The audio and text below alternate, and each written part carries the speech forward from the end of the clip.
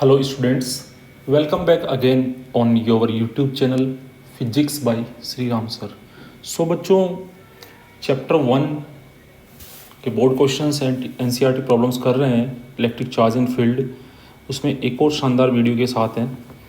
इसके अंदर हम लोग गॉस थ्योरम से रिलेटेड कुछ डेरिवेशंस भी करेंगे और कुछ अच्छे क्वेश्चंस को भी सॉल्व करेंगे। सो चलिए स्टार्ट करते हैं।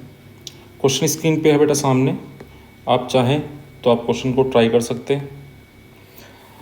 क्वेश्चन क्या है बच्चों, a point charge 10 microcoulomb, this is the value of the charge. 10 microcoulomb value का चार्ज है students, at a distance 5 centimetre directly above the centre of a square of side 10 centimetre as shown in figure. What is the magnitude of electric flux through the square. तो हम लोग को flux through this square निकालना है। तो देखिए बच्चों, ये स्क्वायर हम लोग ड्रॉ कर लेते हैं। तो हमें इस तरह से स्क्वायर गिवन है बच्चों क्वेश्चन के अंदर।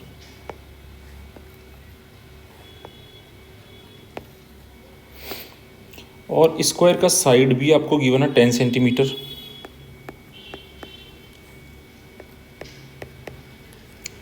और जो स्क्वायर का सेंटर पॉइंट है, जो स्क्वायर का सेंटर है बच्चों, सेंटर से 5 सेंटीमीटर ऊपर,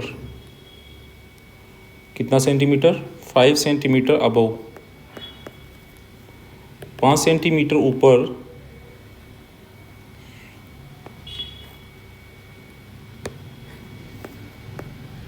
जो पॉइंट है वहाँ पे एक चार्ज रखा हुआ है और चार्ज का वैल्यू है बच्चों 10 माइक्रोकूलम। 10 माइक्रोकूलम वैल्यू का ये चार्ज रखा है।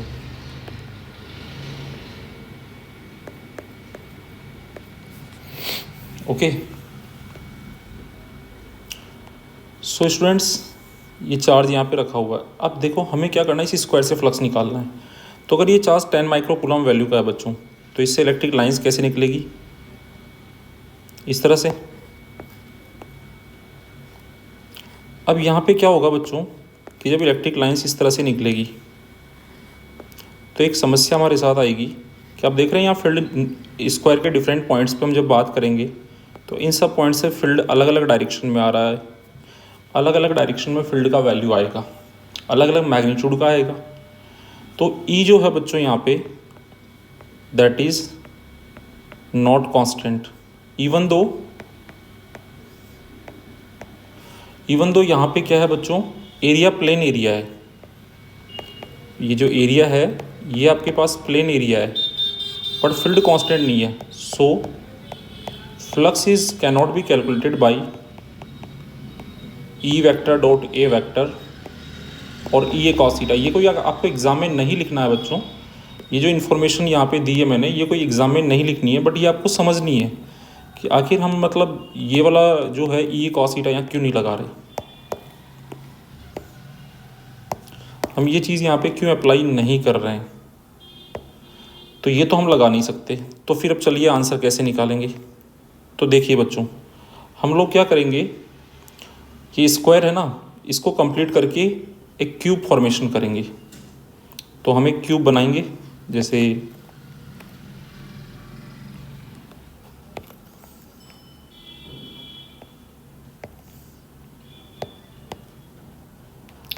तो हम लोग यहाँ पे क्या करेंगे, क्यूब बना लेंगे।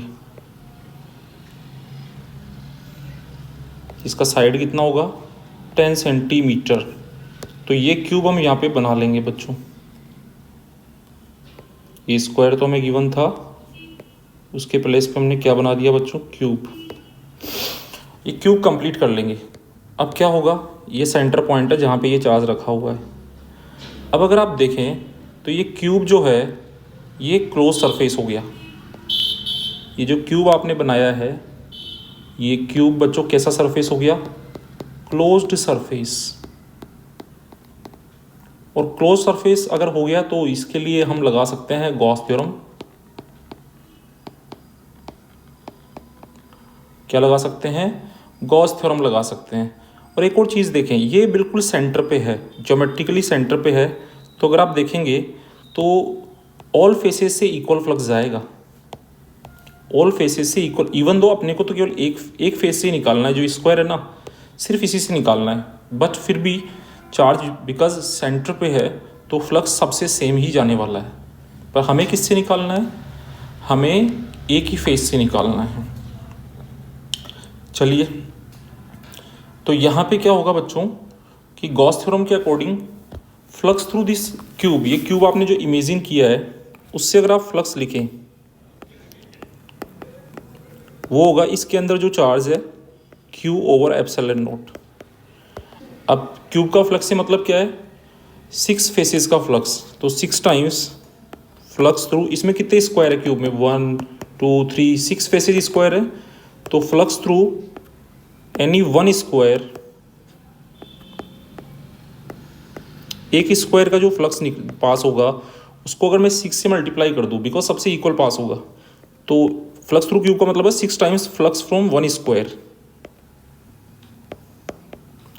तो बच्चों फ्लक्स थ्रू वन स्क्वायर कितना आ जाएगा, कोई भी एक स्क्वायर जो है उससे फ्लक्स आ जाएगा Q/6 एप्सिलॉन नॉट। और हमें बेसिकली एक ही स्क्वायर से फ्लक्स निकालना था, ये जो स्क्वायर हमें दिख रहा है सबसे नीचे वाला, इसी से हमें निकालना था बच्चों flux, flux through one square, मतलब वन फेस से निकालना था। नाउ Q का वैल्यू कितना दिया है बच्चों, Q का वैल्यू, ये साइड्स का कोई मतलब नहीं है, इससे कोई फ़र्क नहीं पड़ता, क्यूब कितना भी बड़ा हो छोटा हो कोई फ़र्क नहीं पड़ता। तो यहाँ पे क्या होगा, अच्छा ये आप बोल रहे हैं कि सेंटर पे कैसे है, तो बच्चों जस्ट ये 5 सेंटीमीटर ऊपर है यहाँ से, तो साइड अगर 10 है तो 5 इधर से 5 इधर से, तो ये बिल्कुल सेंटर पे ही आएगा। अच्छा स्टूडेंट्स, तो यहाँ पे अगर हम देखें आगे की बात, तो हम क्या बोल सकते हैं कि Q का वैल्यू 10 माइक्रोकूलम, तो ये हो गया 10 into 10⁻⁻6 coulomb upon 6 epsilon note which is 8.85 into 10⁻⁻12 okay in SI units. तो मैं यहाँ पे यूनिट एप्सिलॉन नोट का नहीं डाल रहा हूँ, बट हमने SI यूनिट्स में सारे वैल्यूज़ डाल दिए हैं। तो हमारे पास कितना आएगा ये, तो हमारे पास ये आ जाएगा 10/6 मल्टीप्लाइड बाई 8.85 इंटू 10⁻⁻6 ये +12 हो जाएगा। तो हमारे पास इसको जब हम सॉल्व करेंगे तो ये हमारे पास आ जाएगा बच्चों, अगर हम इसको 10⁻6 आएगा, लेकिन इस एक 10 हम इसको दे दें तो ये बन जाएगा 100/6 multiplied by 8.85 into 10⁻5 newton upon coulomb into metre square. और जब आप इसको सॉल्व करेंगे तो ये वैल्यू आ रहा है बच्चों approximately 1.88। You will solve the calculations, newton upon coulomb into metre square, ये आपका फाइनल आंसर आ जाएगा। So this is NCERT problem और हम इजीली इसको सॉल्व कर सकते हैं। तो ये हमारे पास में क्या आ गया, फ्लक्स थ्रू द स्क्वायर आ गया। चलिए नेक्स्ट क्वेश्चन पे चलते हैं। सो नेक्स्ट क्वेश्चन मुझे दिख रहा है और ये बहुत ही अच्छा क्वेश्चन है और बहुत जगहों पे इसका आंसर जो है वो गलत दिया भी हुआ है, बच्चे अगर सर्च करते हैं इधर उधर। तो इस क्वेश्चन को ज़रा ध्यान से समझने का ट्राई करेंगे, ये क्वेश्चन बड़ा इंपॉर्टेंट है और अच्छा क्वेश्चन है, बोर्ड एग्जाम से पूछा भी जा चुका है। तो मैं आपको एक चीज़ बता दूं बच्चों कि इस क्वेश्चन में क्या है कि जैसे बच्चों यहाँ पे आप बोला थिन मेटेलिक स्फेरिकल शेल, तो एक्चुअल में क्या है कि देखो एक शेल जो होता है spherical shell, thin metallic spherical shell बनाना है पहले अपने को। थिन का मतलब ये है कि जो मेटल वाला पार्ट है ना वो बहुत ही पतला है, लेकिन अब बहुत पतला मेटल वाला पार्ट है, बट हम तो बड़ा करके तो पढ़ ही सकते हैं ना। तो ये वेरी थिन है बट हमने इसको थोड़ा सा थिक बना दिया है। मतलब अगर मैं आपसे बोलूँ कि अगर इसका रेडियस मैं आपसे बोलूँ यहाँ से यहाँ तक का रेडियस इसका R है, तो ये जो डिस्टेंस है बच्चों ये आप समझ लीजिए दिस इज़ वेरी स्मॉल। ये जो इसकी थिकनेस है ये बहुत ही कम है। और कितनी है ये थिकनेस, ये जो थिकनेस है ये बहुत कम है। थिन का मतलब वो ये बोलना चाह रहे हैं this thickness is very very less. और ये थिकनेस को अगर हम बोल दें डेल्टा R, क्या बोलते हैं डेल्टा आर, तो delta R is very much less than R, तो इसका मतलब वो थिन सरफेस का मतलब ये बोलना चाह रहे हैं। अब जरा दूसरी बात पे चलते हैं। तो ये थिन स्फेरिकल शेल है, अगर हम देखें इसके अंदर, तो ये जो स्फेरिकल, इसके अंदर जो है मतलब मेटल कम जगह में है बच्चों। अगर मैं यहाँ पे बनाऊँ, this will be the thicker, तो क्या मैं इसको ले सकता हूँ? इससे थोड़ा सा मुझे और ज़्यादा ले लेना चाहिए। यस, तो ये जो मैंने बनाया है बच्चों एग्जैक्टली ये मेटल इतने जगह में है, व्हाट इट, इतनी सी जगह में ही बच्चों ये मेटल है। अच्छा, थोड़ा सा और बेटर करने के लिए इसको एक बार और थोड़ा अच्छा बनाने का ट्राई करता हूँ। तो यहाँ पे अगर आप देखें,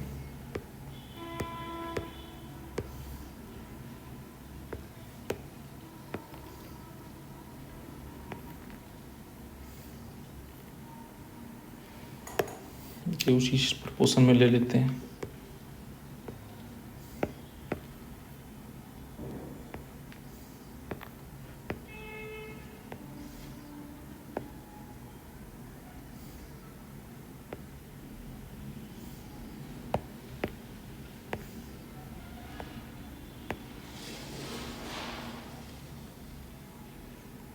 चलिए बच्चों, ये हमने डायग्राम बना दिया है थिन स्फेरिकल शेल का। अब जरा ध्यान से देखें, इसमें क्या है कि ये जो पोर्शन है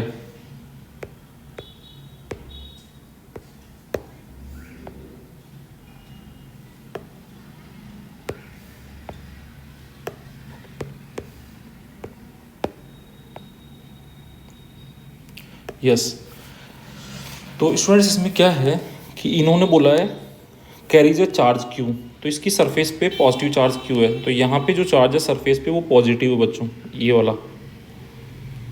यहाँ पे अगर हम देखें तो ये सरफेस पे चार्ज क्या है, पॉजिटिव चार्ज क्यू है।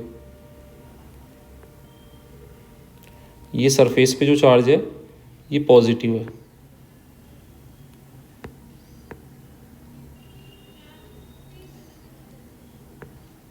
तो आप समझ पा रहे होंगे,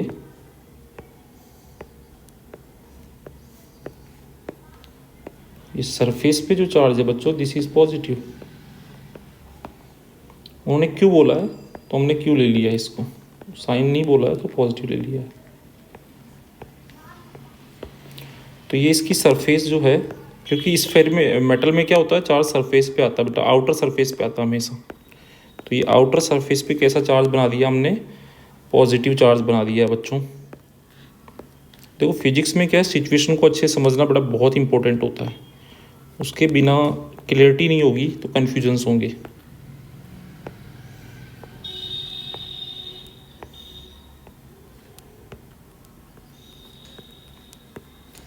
तो ये चार्ज इसकी सरफेस पे है और ये कितना वैल्यू का है, क्यू वैल्यू का चार्ज है। अच्छा, फिर क्या बोला इन्होंने, अ point charge Q by two is placed at centre, तो सेंटर पे इन्होंने एक चार्ज रख दिया है क्यू बाई टू सेंटर पे। अब देखो बच्चों होगा क्या, आप खुद भी समझ सकते हैं कि इस मेटल के अंदर यहाँ पे इलेक्ट्रॉन तो होंगे ना बहुत सारे, तो आप देखें तो ये जो मेटेलिक पार्ट है यहाँ इलेक्ट्रॉन तो होंगे, तो इलेक्ट्रॉन क्या है अंदर की तरफ अट्रैक्ट होंगे, तो इनर सरफेस पे नेगेटिव चार्ज इकट्ठा होगा। तो ये जो हमने बना रखा है ये वाला, ये नेगेटिव चार्ज ही है, ऐसे समझ लें आप, ये नेगेटिव चार्ज अंदर आ जाएगा। अब कितना आएगा अंदर नेगेटिव चार्ज, तो ये सेंटर पे जो चार्ज है वो अट्रैक्ट करेगा तो उतना ही नेगेटिव चार्ज अंदर आ जाएगा। तो अंदर की तरफ ये जो नेगेटिव चार्ज डेवलप हो जाएगा ये हो जाएगा माइनस क्यू बाई टू, ये इंड्यूस चार्ज है।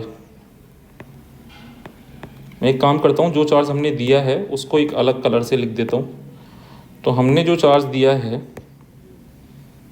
वो हमने कितना दिया है, आउटर सरफेस पे हमने क्यू दिया है और सेंटर पे हमने क्यू बाई टू दिया है।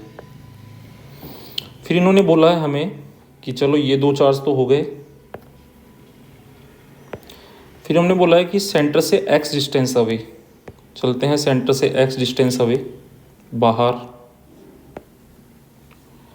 यहाँ पे एक पॉइंट ए है और यहाँ पे एक चार्ज रख दिया है +2q, +2q, यहाँ पे एक चार्ज रख दिया है। क्लियर?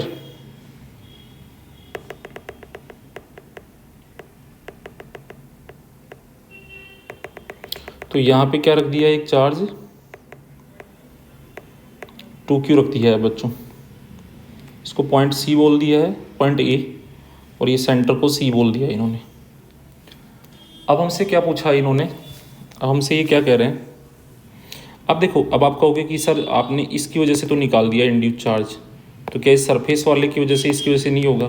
तो इसकी वजह से यार जितने इलेक्ट्रॉन इधर ये जितने नेगेटिव को अट्रैक्ट करेगा उधर इतना ही पॉजिटिव आ जाएगा, तो सरफेस पे कोई एक्स्ट्रा चार्ज डेवलप नहीं होगा। किसकी वजह से? जो बाहर वाला है उसकी वजह से सरफेस पे जितना नेगेटिव डेवलप होगा उतना पॉजिटिव तो नेट जीरो ही डेवलप होगा। तो यहाँ पे ये चार्जेस हमने बना दिए, तो इंड्यूस चार्ज यहाँ अंदर -q/2 होगा, तो आउटर सरफेस पे उतना ही प्लस में आएगा, तो आउटर सरफेस पे +q/2 हो जाएगा। q तो पहले से है और q/2 मतलब टोटल 3q/2 आउटर सरफेस पे हो जाएगा। तो इनर सरफेस पे चार्ज कितना हो जाएगा, -q/2, और आउटर सरफेस पे हो जाएगा q पहले से था और q/2 आ गया, तो 3q/2। नाउ अगर आप देखें find the electric flux through shell, अब बेटा इसका जो आंसर है वो बहुत जगह बुक्स में 0 दिया हुआ है, लेकिन मेरे हिसाब से इसका आंसर 0 नहीं है। देखो थ्रू सेल का मतलब, सबसे पहले तो अपन कैलकुलेशन तो बात की बात है, चीज़ें तो बिल्कुल लॉजिकली ही आराम से समझी जा सकती है। अब वो कैसे समझी जा सकती है तो ज़रा देखें। तो थ्रू सेल से मतलब क्या है, तो यहाँ पे हमें क्या करना है, अगर मुझे सेल से फ्लक्स निकालना है तो मैं एक गॉसियन सरफेस बना लेता हूँ। तो देखिए इधर एक्चुअल में होगा क्या, लाइंस कैसे चलेगी पहले ये देखते हैं। तो ये जो पॉजिटिव चार्ज है ना, इससे इलेक्ट्रिक लाइंस निकलेगी और नेगेटिव पे जाके एंड हो जाएगी। जैसे यहाँ से निकली, यहाँ जाके ख़त्म हो गई, यहाँ से निकलेगी, यहाँ जाके ख़त्म हो जाएगी, यहाँ से निकलेगी, इस नेगेटिव पे जाके ख़त्म हो जाएगी, पॉजिटिव से निकलेगी, नेगेटिव पे जाके ख़त्म हो जाएगी, यहाँ से निकलेगी, इधर जो नेगेटिव है उस पर जाके टर्मिनेट हो जाएगी। जहाँ मेटल आ जाता है वहाँ डिसकंटिन्यूटी आती है बच्चों, लाइंस टूट जाती है। उसके बाद यहाँ से निकली, यहाँ जाके ख़त्म, यहाँ से निकली, यहाँ जाके ख़त्म। तो इस तरह से लाइंस यहाँ पे डिसकंटिन्यूटी में आएगी। यहाँ पे फील्ड यहाँ से यहाँ तक होगा, ऐसा नहीं कि अंदर फील्ड ही नहीं होगा। कई बच्चे सोचते हैं अंदर फील्ड नहीं होगा, अंदर फील्ड नहीं होता, लेकिन कब नहीं होता, जब अंदर चार्ज ही नहीं होता। तो इस तरह से लाइंस यहाँ बनेगी। लेकिन फिर उसके बाद आप देखिए, लाइंस पॉजिटिव से निकल के नेगेटिव पे ख़त्म हो गई। अब ये जो बीच की जगह है ना, ये वाली मेटल, यहाँ कोई लाइंस नहीं होगी, लेकिन इसके बाद तो पॉजिटिव स्टार्ट हो गया ना, तो फिर लाइंस यहाँ से स्टार्ट हो जाएगी आगे, और बल्कि ज़्यादा लाइंस होगी, क्योंकि चार्ज यहाँ तो q/2 ही था जिससे निकल रही थी, बाहर तो 3q/2 है, तो बल्कि ज़्यादा लाइंस पर निकलेगी, तो फिर लाइंस यहाँ से स्टार्ट हो जाएगी।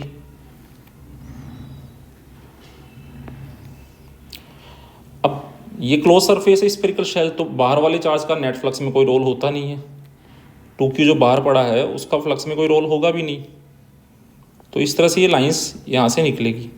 अगर आप डायग्राम में पिक्टोरियली भी चीज़ों को एनालाइज करते हैं तो काफ़ी आपको सही आइडियाज़ लग जाएंगे, तो आपके क्वेश्चन में वैसे ही आप कॉन्फिडेंस डेवलप हो जाएगा। तो यहाँ पे ये लाइंस हम लोग बना रहे हैं, इस तरह से काफ़ी सारी लाइंस आप बना सकते हैं। तो अंदर सेंटर पे से लाइंस स्टार्ट होके इनर सरफेस पे टर्मिनेट हो गई, और फिर आउटर सरफेस से रवाना हुई, और अब कहाँ जाएगी, इन्फिनिटी तक जाएगी। कोई नेगेटिव चार्ज आसपास होगा तो उसके पास जाएगी, जितनी जानी है इतना वो ले सकता है, बाकी भी रिमेनिंग इन्फिनिटी पे जाएगी। अब बच्चों अगर इसमें आप देखें तो एक होता है फ्लक्स थ्रू सेल, एक होता है फ्लक्स फ्रॉम सेल। तो अगर फ्लक्स थ्रू सेल का मतलब अगर मैं बोलूँ कि सेल को क्रॉस करके कितना फ्लक्स जा रहा है, तो यहाँ सेल को, ये जो सेल की जो सरफेस है ना, बाउंड्री, इसको क्रॉस करके कितना जा रहा है, तो भैया बिल्कुल नहीं जा रहा, क्योंकि अंदर से यहाँ टर्मिनेट हो गया, फिर सरफेस से फिर रवाना हुआ।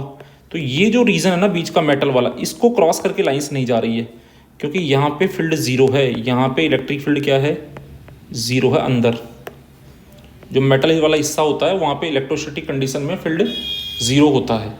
तो यहाँ तो फील्ड 0 है, तो क्रॉस करके तो नहीं जा रही है। लेकिन हाँ, अगर कोई कहे कि फ्रॉम शेल, तो शेल से तो भैया यहाँ कोई आदमी बैठा है तो ये लाइंस तो आ रही है उसके पास, तो शेल से लाइंस आ रही है, हाँ क्रॉस करके नहीं जा रही है। तो मेरा कहना ये होगा कि अगर कोई पर्सन जो है वो यहाँ पे गॉसियन सरफेस बना लेता है, ये जो गॉसियन सरफेस है उसका फॉर्मेशन अगर हम कर लेते हैं कहाँ पे, यहाँ पे इस रीजन में अगर हम गॉसियन सरफेस बना लेते हैं तो हम यहाँ पे क्या बोलेंगे कि इससे कोई लाइन पास नहीं हो रही है, जीरो फ्लक्स पास हो रहा है। लेकिन यही गॉसियन सरफेस अगर इसके थोड़ा बाहर बना लेते हैं,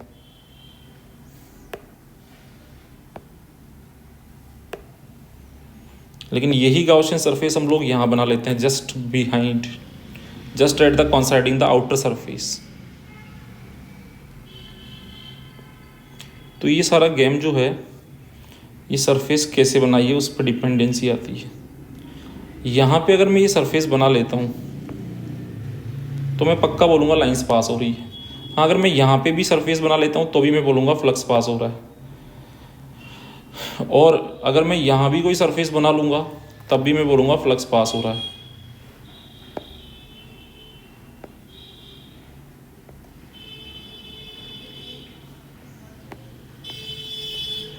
इवन तो ये पॉइंट हमने बहुत दूर ले लिया है, सो लेट से थोड़ा पास ले लेते हैं।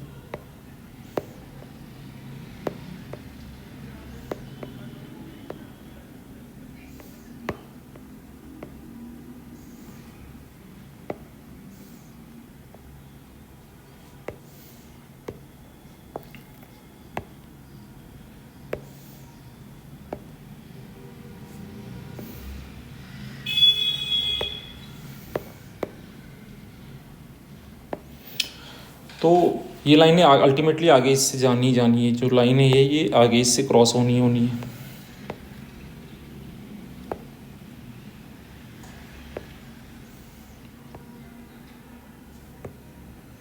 तो मैं ऐसे बोल सकता हूँ flux through surface, flux lines crossing shell surface वो तो ज़ीरो है बच्चों। तो मैं अगर यहाँ पे आंसर में लिखूँ तो एक तो आंसर ये है कि सेल सरफेस को क्रॉस करके या सरफेस को क्रॉस करके कोई लाइन नहीं जा रही है, अंदर भी है बाहर भी है, बट सेल सरफेस बीच में मेटल है तो मेटल को क्रॉस करके तो कोई जाती नहीं है। तो अगर मैं यहाँ पे बोलूँ कि लाइंस पेनिट्रेटिंग शेल, स्फेरिकल जो शेल है shell surface is zero, so flux penetrating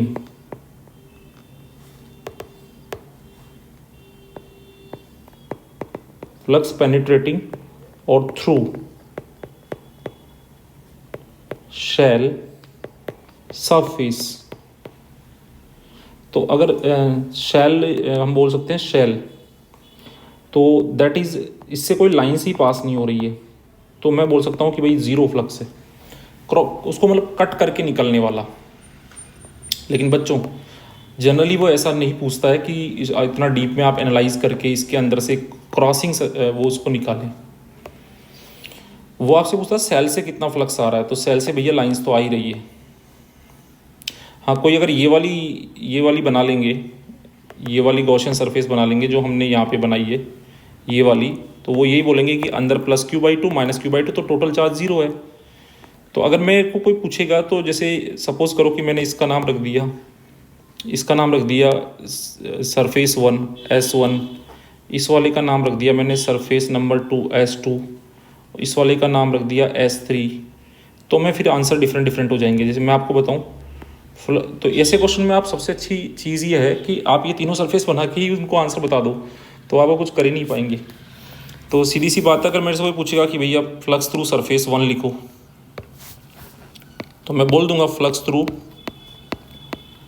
surface 1, तो उसके अंदर टोटल चार्ज कितना है, तो सरफेस 1 के अंदर है प्लस Q/2, तो हम लिख देंगे गॉस थ्योरम से plus Q/2 upon epsilon not, तो आंसर हो जाएगा प्लस Q/2 एप्सिलॉन नॉट। फिर ये सरफेस 2 है S2, ध्यान रहे ये S2 है, छिप नहीं जाना चाहिए कहीं। तो S2 से अगर हम देखें flux through surface 2 means S2, तो S2 सरफेस के अंदर दो चार्ज है, एक प्लस क्यू बाई टू भी है, एक माइनस क्यू बाई टू भी है। इंड्यूस चार्ज भी तो है ये वाला अपॉन एप्सिलॉन नॉट, तो ये 0 आ जाएगा। अब फ्लक्स थ्रू सरफेस 3 लिखना है, सरफेस 3 जो S3 हमने सरफेस बना रखी है। तो अगर ये S3 के अंदर आप देखो तो ये minus Q by two plus Q by two मिलकर तो 0 हो गया, तो बचा क्या 3 क्यू बाई टू, तो 3 Q by two upon epsilon not, तो ये आ गया 3Q अपॉन 2 एप्सिलॉन नॉट। तो हमने ये, तो अगर मेरे हिसाब से आंसर देखा जाए, अच्छा इससे पहले सॉरी सरफेस 3 से पहले ये सरफेस 2 और ये वाली सरफेस 3 है, ये वाली है सरफेस 3, तो ये हो जाएगी सरफेस 4। तो सरफेस 3 से जो जा रहा है वही सरफेस 4 से जाएगा, और वही फ्लक्स किससे जाएगा सरफेस 4 से भी वही लाइंस जाएगी। तो ये 3Q/2। तो मेरे अकॉर्डिंग अगर बोर्ड एग्जाम में ये पूछ रहा है इसमें हमसे, जैसे ये आप देख रहे हो फ्लक्स थ्रू शेल, तो फ्लक्स थ्रू शेल में मेरे अकॉर्डिंग बुक्स में 0 दिया हुआ है, बट मेरे अकॉर्डिंग आंसर ये होगा बच्चों, क्योंकि कई बार हमें बोलता है कि स्फीयर को इतना चार्ज दे दिया तो इससे कितना फ्लक्स आएगा, तो हम लोग स्फीयर का चार्ज अपॉन एप्सिलॉन नॉट ही करते हैं, मतलब उसकी सरफेस से कितना लाइंस ऑफ फील्ड लाइंस निकलेगी। तो हम ये नहीं बोलते कि उसको पेनिट्रेट कर रहा है कि नहीं कर रहा लाइंस, इस चीज़ पे हम नहीं जाते। तो बेस्ट आंसर मेरे हिसाब से एक simple answer 3Q/2 epsilon not होगा। बाकी अगर आपको लगता है कन्फ्यूजिंग थोड़ा, तो आप तीनों आंसर लिख दीजिए, उनको अपने आप समझ आ जाएगा कि बच्चे ने बिल्कुल सही लिखी सारी बातें। अब वो जो कंसिडर करेंगे वो कर लेंगे। चलिए बच्चों इसके सेकेंड पार्ट को सॉल्व करते हैं। State the law used. अब आपने कौन सा लॉ यूज़ किया है यहाँ पे, तो ये फर्स्ट पार्ट आपने सॉल्व कर दिया। अब ज़रा सेकंड पार्ट पे चलते हैं। तो हमने भैया कोई लॉ इजीली यूज़ किया है, गॉस लॉ। गॉस लॉ जो होता है वो ये बोलता है कि फ्लक्स जो होता है क्लोज सरफेस से, कितना फ्लक्स पास होता है क्लोज सरफेस से, बोले उसके अंदर जो टोटल चार्ज है inside total charge, total inside charge divided by epsilon naught, ये फ्लक्स पास होता है एक क्लोज गॉसियन सरफेस से। तो हमने सिंपली ये लॉ यूज़ किया है। फिर उसके बाद में थर्ड पार्ट पे चलते हैं। Find the force on a charge at centre C of the shell and at the point A। देखो इधर किसी भी पॉइंट पे कोई चार्ज पे फोर्स निकालना है, तो सिंपल सा लॉजिक होता है, सबसे पहले उस पॉइंट पे आपको इलेक्ट्रिक फील्ड का वैल्यू पता होना चाहिए। थर्ड पॉइंट में हमसे पूछा है कि फोर्स FC लिखा मैंने, जो C पे जो चार्ज रखा है, तो यहाँ मैं लिखूँगा charge placed at point C point पे कितना चार्ज रखा है into electric field eight C पे कितना इलेक्ट्रिक फील्ड है। तो डेफिनेटली यहाँ पे चार्ज कितना रखा है Q/2, तो यहाँ पे चार्ज तो प्लस Q/2 रखा है। बस मुझे क्या निकालना है, इलेक्ट्रिक फील्ड निकालना है C पॉइंट पे, और मुझे क्या करना है फोर्स एट पॉइंट A भी निकालना है। तो मुझे देखना है A पॉइंट पे कितना चार्ज रखा है, तो A पे मुझे 2Q चार्ज रखा है, तो A पे जो चार्ज रखा है दैट इज़ ट्वाइस Q, और यहाँ लिखना है A पॉइंट का इलेक्ट्रिक फील्ड कितना है। ये दो चीज़ मुझे लिखनी है। तो मुझे C और A पे क्या चाहिए, इलेक्ट्रिक फील्ड चाहिए। तो पहले मुझे C पे इलेक्ट्रिक फील्ड निकालना पड़ेगा, तो मैं इस गॉसियन सरफेस को सिलेक्ट कर लेता हूँ, और इसका ये जो रेडियस है यहाँ से यहाँ तक, ये डिस्टेंस जो है ये मैं R ले लेता हूँ, स्मॉल r। तो यहाँ पे गॉस थ्योरम लगा के मैं निकाल सकता हूँ। तो यहाँ पे हम for Gaussian surface 1, Gaussian surface 1, इस वाले गॉसियन सरफेस के लिए मैं अगर बात करूं तो मैं क्या लिखूंगा फील्ड निकालने के लिए, इंटीग्रल E और dA बच्चों सिंपली आप निकालते हो, इस स्फीयर में सेम डायरेक्शन में होते हैं, तो E dA cos 0 equal to net inside charge. तो ये जो फर्स्ट सरफेस है ये वाला, इसके अंदर तो केवल Q/2 ही है, तो नेट इनसाइड चार्ज हो गया Q/2 अपॉन एप्सिलॉन नॉट। यहाँ E बार आ जाएगा, dA का इंटीग्रल A हो जाएगा, तो ये हो जाएगा E इंटू dA का इंटीग्रल A हो जाएगा, तो 4πr² equal to Q/2 epsilon not. तो यहाँ से E का वैल्यू आ जाएगा, ये इनसाइड पॉइंट्स पे इलेक्ट्रिक फील्ड आ गया Q अपॉन 4π एप्सिलॉन नॉट, 4 नीचे जाएगा, 4π तो ये हो जाएगा 8π एप्सिलॉन नॉट r²। ये आ गया बच्चों। लेकिन ये कहाँ पे आया है पता आपको? ये आया है इस पॉइंट पे, इस सरफेस के पॉइंट पे। हमें कहाँ निकालना है? हमें निकालना है सेंटर पे। तो सेंटर पे r कितना होगा? सेंटर पे तो r 0 होगा, तो सेंटर पे r 0 डाल देंगे। तो इसका मतलब ये होता है कि सेंटर पे जो फील्ड होगा वो तो 0 आ जाएगा, वो सॉरी इन्फाइनाइट आ जाएगा इससे। तो अगर r इक्वल टू हम 0 डाल दें तो यहाँ पे इलेक्ट्रिक फील्ड जो आएगा सेंटर पे वो आ जाएगा Q अपॉन।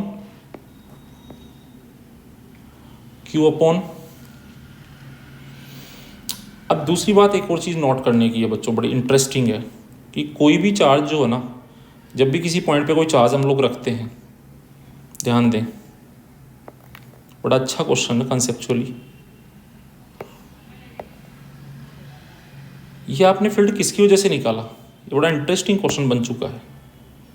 ये आपने जो फील्ड निकाला है, ये आपने फील्ड किसकी वजह से निकाला? जरा इसको सोचेंगे अभी।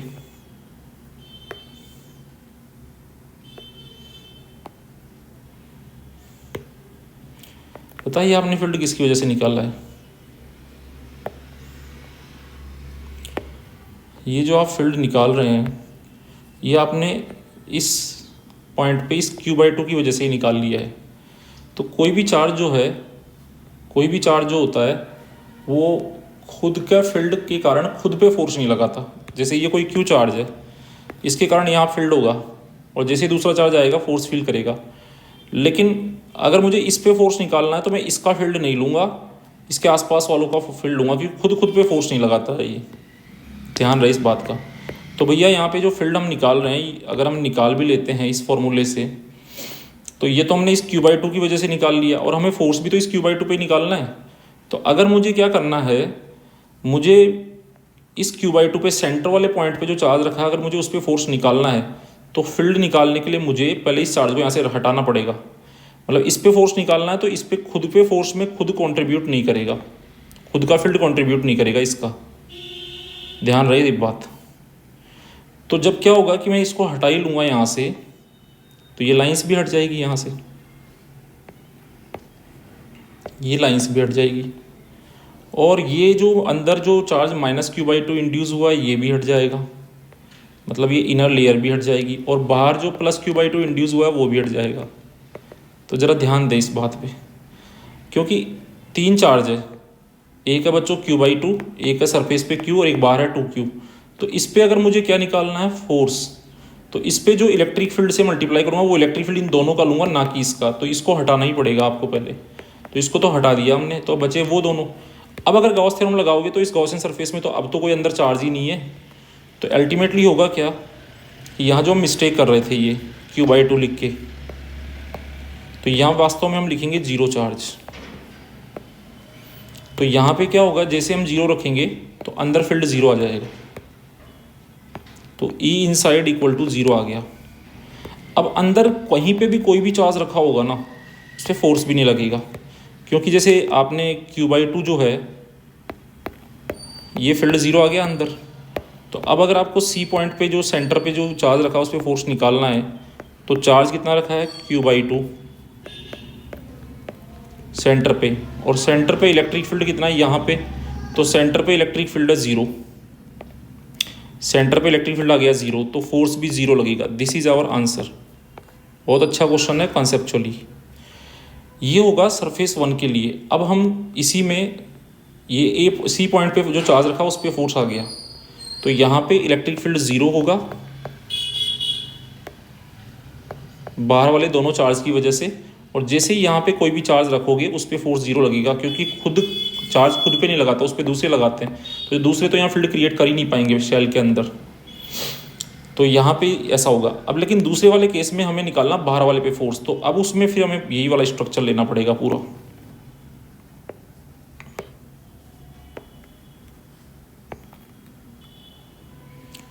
तो एग्ज़ाम में ऐसा कोई स्ट्रक्चर आपको बनाने की ज़रूरत नहीं है, बार बार बातें आपको बस समझ में आनी चाहिए। कि ऐसा नहीं कि आप एग्ज़ाम में ये डायग्राम बनाने बैठ गए और आप बैठे बैठे डायग्राम बनाए जा रहे हैं, ये मैं आपको समझाने के लिए कर रहा हूँ। लेकिन आपको एग्ज़ाम में क्या करना है ये आप अच्छी तरह जानते हो, आपको आंसर निकाल के देना है, आपको ये कोई समझाना नहीं लगना वहाँ पे कि वहाँ आप समझाने लग गए। तो यहाँ पे तो मैं समझा रहा हूँ इसको कि वास्तव में ये चीज़ें प्रोसीड कैसे कर रही है, इसलिए इतना ये डायग्राम्स का यूज़ कर रहा हूँ। एग्ज़ाम में आपको इतना नहीं करना है, जितना रिक्वायर्ड हो वही करना है। तो बच्चों यहाँ पे फॉर सरफेस, अब मुझे क्या करना है, पॉइंट ए पे मुझे पहले फील्ड निकालना। तो पॉइंट ए पे जो चार्ज है उसका तो रोल नहीं लेंगे, तो उसको हटा दिया मैंने। यहाँ पे पॉइंट ए पे जो 2q था उसको हटा दिया, और मैंने यहाँ पे ई और डी ए का कंसेप्ट लिया। ई डी ए सेम डायरेक्शन में आएंगे, तो अब मैं यहाँ पे गॉस थ्योरम लगाऊंगा। तो for surface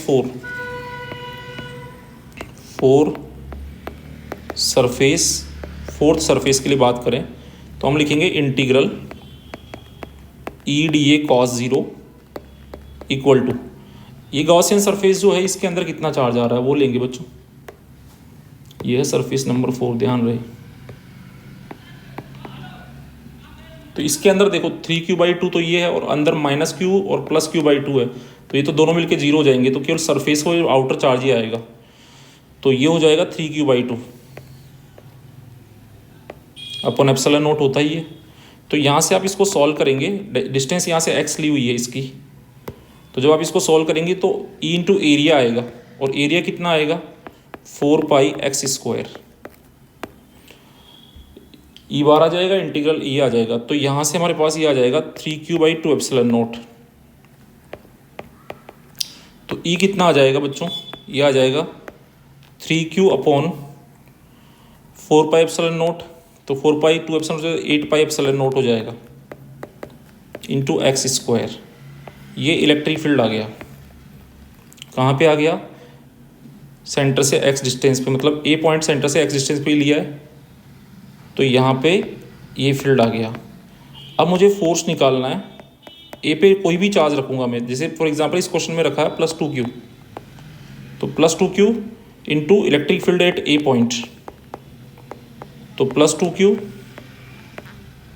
multiplied by 3q upon 8π epsilon naught x²। तो ये हमारे पास आ जाएगा, 2 से 8 को काट दो तो 4, तो 3/4π 3/4 हो गया ये, 2 से 8 को काट दिया तो 4 बचा, तो 3/4 q² upon π epsilon naught x²। This is the answer. तो ये इस पे फोर्स हो गया। तो बच्चों एक चीज़ ध्यान रखना आप, कि आपको किसी भी पॉइंट पे फोर्स, कोई भी चार्ज रखोगे आप, जैसे ये पॉइंट है, इस पे आप कोई चार्ज रखने जा रहे हो q, और इस पे फोर्स निकालना है, तो आपको पहले क्या करोगे, इस यहाँ पे इलेक्ट्रिक फील्ड निकालोगे और फिर इलेक्ट्रिक फील्ड और चार्ज को मल्टीप्लाई कर दोगे। लेकिन जब आप यहाँ पे इलेक्ट्रिक फील्ड निकालोगे, ये इलेक्ट्रिक फील्ड जब निकालोगे तो इस चार्ज को हटा देना, क्योंकि खुद पे फोर्स नहीं लगाता, तो जो चार्ज वहाँ पे रखा है उसको हटा के फिर इलेक्ट्रिक फील्ड निकालना, तो बात आपको समझ में आएगी। तो इस क्वेश्चन को आपको एग्जाम में डायरेक्टली आंसर लिखना है। जैसे ये वाला आंसर हो गया, इस वाले में तो मैंने कहा था तीनों लिख दें, फिर जैसे गॉस लॉ आपने सिंपली लिख दिया कि हमने ये लॉ यूज़ किया है, फिर आपने ये फोर्सेस निकाल दिए। आपको ये डायग्राम्स बार बार बनाने की वहाँ ज़रूरत नहीं है। आई होप क्लियर हो गया होगा बच्चों आपको अच्छे से। तो अब हम चलते हैं बच्चों नेक्स्ट क्वेश्चन पे। तो क्वेश्चन स्क्रीन पे है, एक बार क्वेश्चन को रीड करें और फिर हम प्रोसीड करते हैं आगे।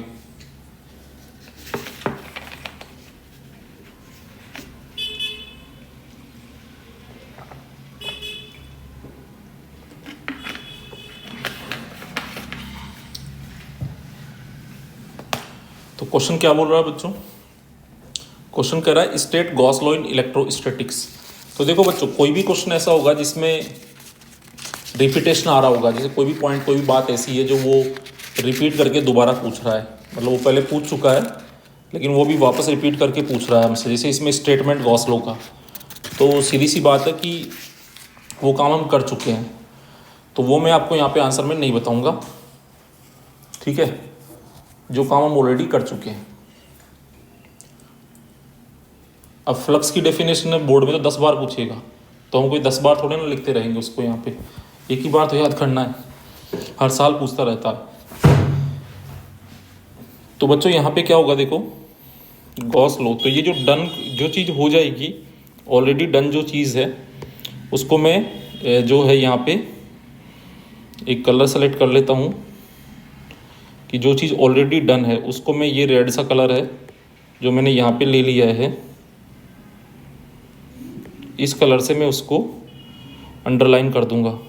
तो ये चीज़ हम डिस्कस, या फिर हम ब्लैक कलर, इसके कलर दूसरा ले लेते हैं बच्चों, रेड में तो ये लिखा हुआ दिख रहा है, तो इस तरह से वॉयलेट कलर से अपन इसको कर देंगे कि ये काम हमने कर लिया है। चलिए, तो ये पहले से हम कर चुके हैं। A cube with each side kept in electric field given by E vector equal to C R cap as is shown in figure where C is a positive dimensional constant. तो वैसे ये मोर बेटर होता है कि ये are cap ना लिख के इसको आई कैप ही लिख देते, तो मुझे लगता है यहाँ थोड़ी सी ये मिस्टेक है, क्योंकि एक्स वाई जेड एक्सिस दे रखी है तो आई जे के में ही इनको काम करना था। तो अल्टीमेटली मैं इसको आई कैप लेके ही क्वेश्चन को यूज़ करूँगा। अब हमें तो क्वेश्चन में चीज़ों को अच्छे से समझना है बच्चों, ध्यान से देखें।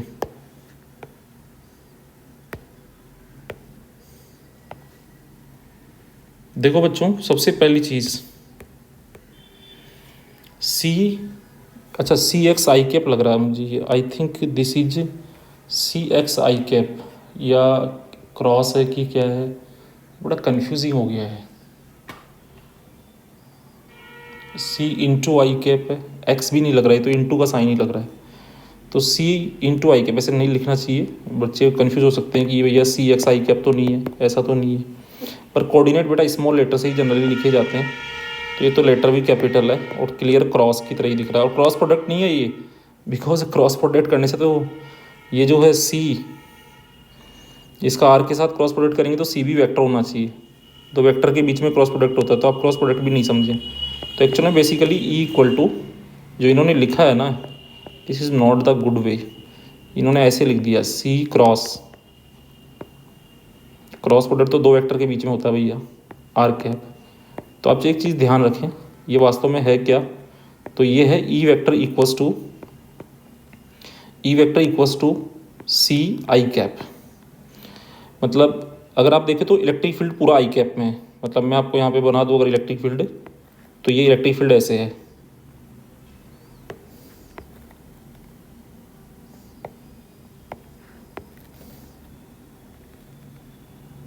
This is the electric field.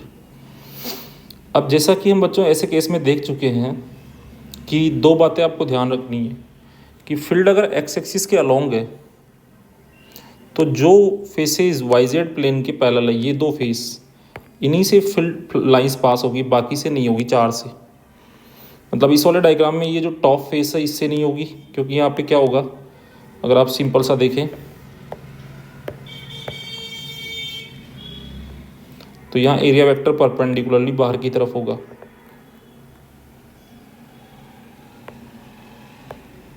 तो ये जो है ये एरिया वेक्टर होगा किसका, टॉप सरफेस का। तो ये इलेक्ट्रिक फील्ड के साथ कितना एंगल बनाएगा, 90 डिग्री बनाएगा। तो यहाँ पे इस केस में क्या होगा कि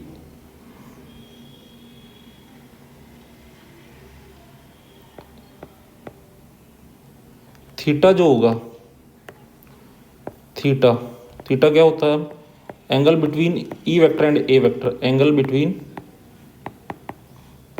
electric field vector and area vector. अब इसमें क्या होता है कि for top surface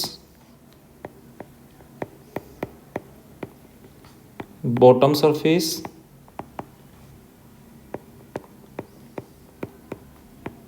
front surface and back surface.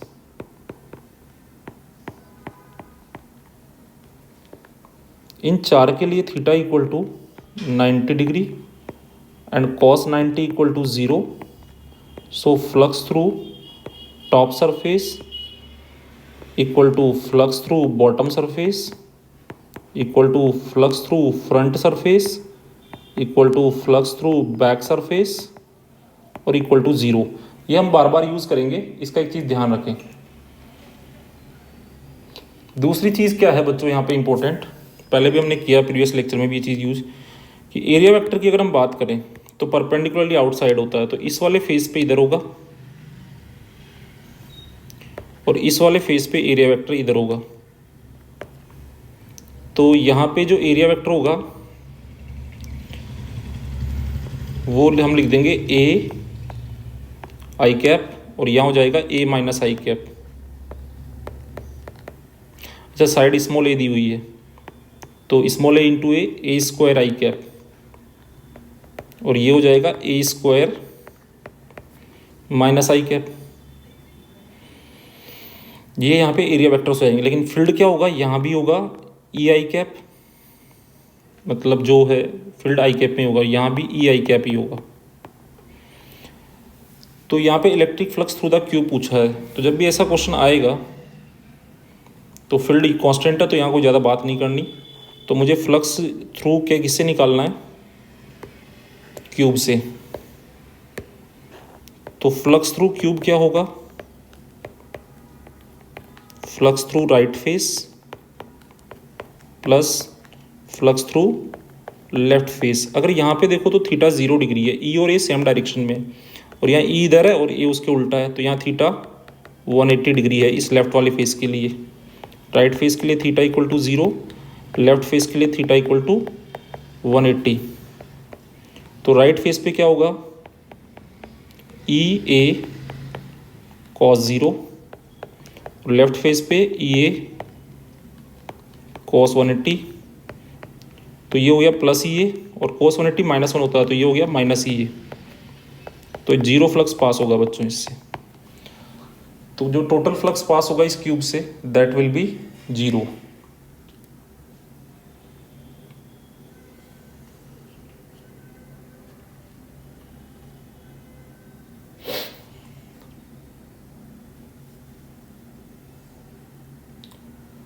अब स्टूडेंट्स मैं एक चीज़ बता देता हूँ यहाँ पे कि अगर ये मान लो कि ये जो इन्होंने क्रॉस लिखा है ये क्रॉस नहीं बल्कि एक्स ही है, अगर, क्योंकि ये भी चीज़ हो सकती है यहाँ पे, और वरना ये यहाँ पे क्यों डालते इसको, ये बड़ा कंफ्यूज इन्होंने कर दिया है। तो ये वास्तव में एक्स है बच्चों। तो अगर एक्स नहीं होता ये तो कांस्टेंट फील्ड होता तो ये आंसर होता। अब इसको मैं एक्स ले लेता हूँ, चलो फिर अलग से ही कर लेंगे, इसको एक बार क्यों बिगाड़े, इसको कहीं पे सेट कर देते हैं साइड में।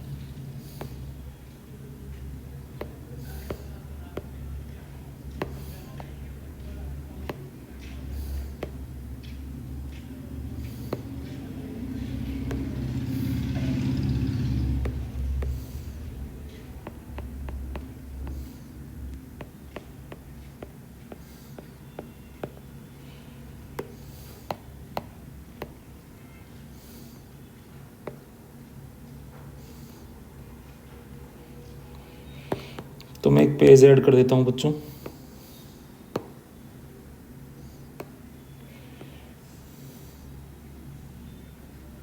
इससे आपका कंसेप्ट और स्ट्रॉन्ग हो जाएगा, कहीं पे कन्फ्यूजन भी नहीं रहेगा।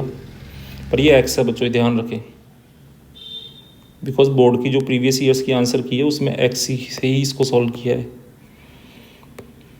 तो इस केस में तो बच्चों फ्लक्स थ्रू क्यूब क्या आ गया, 0।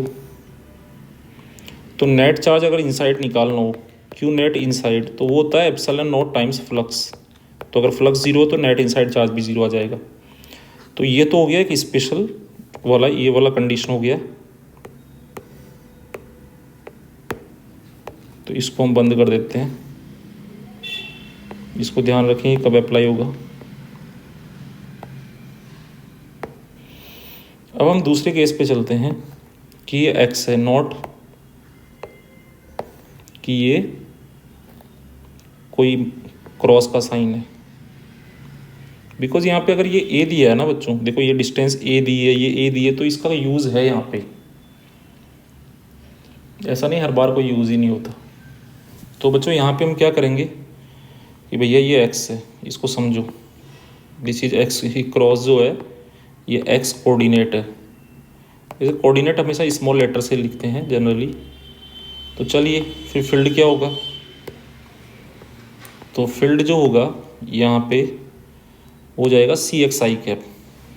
अब सी एक्स आई कैप हो जाएगा, तो अगर मैं यहाँ पे इलेक्ट्रिक फील्ड अब डिफरेंट होगा तो एक्स पे डिपेंड करने लग गया। तो अगर इस वाले फेसेस की बात करूँ, देखो इन 4 फेसेस के लिए तो यही फंडा चलेगा, फील्ड यूनिफॉर्म और नॉन यूनिफॉर्म है, एंगल 90 है तो फ्लक्स 0 ही जाएगा। लेकिन अब इस राइट फेस की अगर मैं बात करूँ, तो यहाँ पे जो ई राइट अगर मुझे लिखना है, तो इस वाले फेस के हर पॉइंट पे, ये जो फेस है ना, इसके कोई भी पॉइंट पे आपको चलना है, तो वाई और जेड में अलग अलग चलना पड़ सकता है, बट एक्स में तो आपको यहाँ से कितना चलना पड़ेगा, पहले ए फिर ए और ए कितना चलना पड़ेगा 2a, यहाँ से यहाँ तक कितना चलोगे 2a। फिर उसके बाद चलने के बाद आप क्या करोगे, जैसे 2a चल रही है, फिर आप वाई में अलग अलग चलते रहो, जेड में अलग चलते रहो। तो वाई जेड कोऑर्डिनेट तो अलग होंगे, बट इसके जितने भी पॉइंट्स होंगे ये सारे, सब जगह x इक्वल टू ट्वाइस ए होगा। तो x इक्वल टू ट्वाइस ए होगा, तो सी एक्स आई कैप अगर फील्ड है तो c इंटू एक्स का वैल्यू डालेंगे ट्वाइस ए आई कैप। तो इस राइट फेस के सारे पॉइंट पे 2ca आई कैप का इलेक्ट्रिक फील्ड हो जाएगा, जो कि एक कांस्टेंट फील्ड है, क्योंकि 2 भी कांस्टेंट है, c भी कांस्टेंट है और a भी कांस्टेंट है। तो ये 2ca आई कैप हो जाएगा। अच्छा, जो राइट फेस होगा, अगर इसके सारे पॉइंट्स पे मूव करना चाहे तो यहाँ पे x इक्वल टू ए ही चलना पड़ेगा। तो यहाँ पे x इक्वल टू ए चलेंगे, इसका भी x कोऑर्डिनेट ए होगा, सारे पॉइंट का x कोऑर्डिनेट ए ही होगा, इस पे जितने भी पॉइंट होंगे इन पे 2a होगा। तो x की जगह a डालेंगे, तो राइट वाले पे फील्ड कितना आएगा, ये लेफ्ट वाले पे सॉरी, तो ई लेफ्ट का जो वैल्यू आएगा वो आएगा c into X equal to 2a की जगह a डाल देंगे, तो ca आई कैप। तो यहाँ फील्ड ca आई कैप आ जाएगा। तो फील्ड जो है यहाँ पे अब हमें क्या करना पड़ेगा, यहाँ पे अब कहानी बदलेगी बच्चों थोड़ी।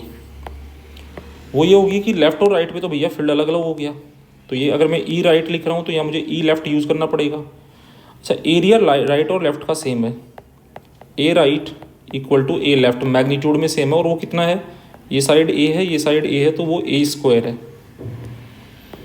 तो यहाँ पे क्या होगा, ये ई राइट कितना है 2ca। अच्छा, आप इससे भी कर सकते हो, जैसे आपने एक तो ये फॉर्मूला लिखा, तो इस फॉर्मूले को भी आप लगा सकते हो, दूसरा आप ये भी लगा सकते हो।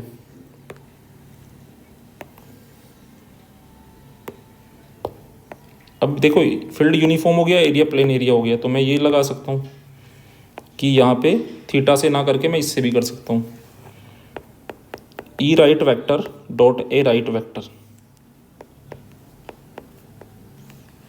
और आप चाहो तो ऐसे ही कर लो, E right area of right cos 0, same ही आएगा, plus E left vector dot left surface का एरिया ए लेफ्ट वेक्टर। ये आप यहाँ पे कर लो, E left A left cos 180, but area same है बच्चों, तो एरिया पे लेफ्ट राइट करने की ज़रूरत ही नहीं है, क्योंकि एरिया का मैग्नीट्यूड सेम है। हाँ, वेक्टर अलग है, वेक्टर अलग है तो फिर ऊपर वाले में तो करना पड़ेगा, मैग्नीट्यूड वाले मत करो आप भले, पर वेक्टर वाले में तो लिखना पड़ेगा। अब जरा यहाँ पे देखो, वैल्यूज पुट करना है, दोनों तरीके से सॉल्व कर रहे हैं। What is E right 2ca I cap dot A right A square I cap. Plus what is E left, C I cap dot A square minus I cap, ये हमने डाल दिया। ऐसे इसमें लिखेंगे बच्चों 2CA into area is A square, 2CA into A square, cos 0 is 1, यहाँ आ जाएगा CA into A square cos 180 minus 1, तो माइनस यहाँ आ जाएगा। तो यहाँ पे क्या आएगा, यहाँ आ जाएगा 2CA cube, I dot I is 1, और यहाँ आ जाएगा माइनस CA क्यूब। तो 2CA cube minus CA cube, तो नेट फ्लक्स जो आएगा यहाँ पे दैट इज CA क्यूब, ये नेट फ्लक्स आ जाएगा।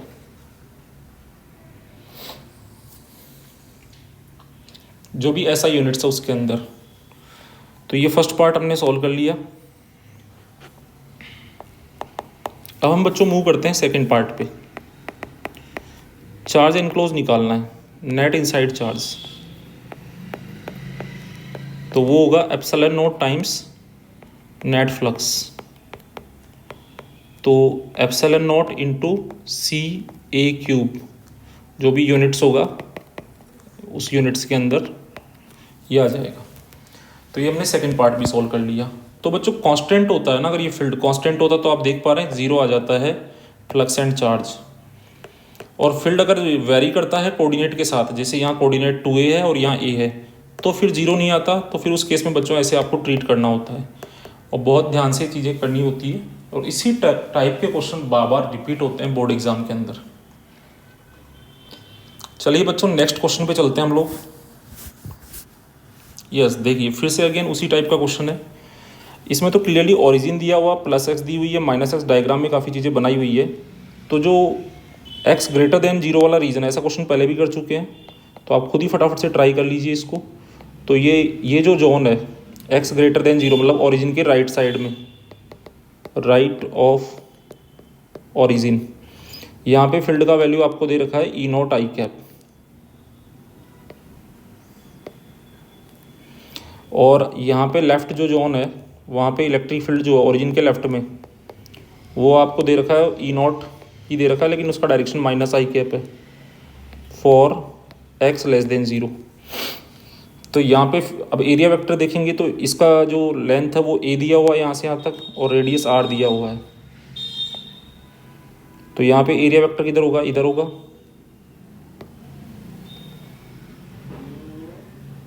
तो यहाँ पे एरिया वेक्टर इधर हो जाएगा। तो यहाँ पे थीटा कितना आ जाएगा 0। तो flux through this right face हो जाएगा EA cos 0। थोड़ा फास्ट फॉरवर्डिंग कर रहा हूँ इसको।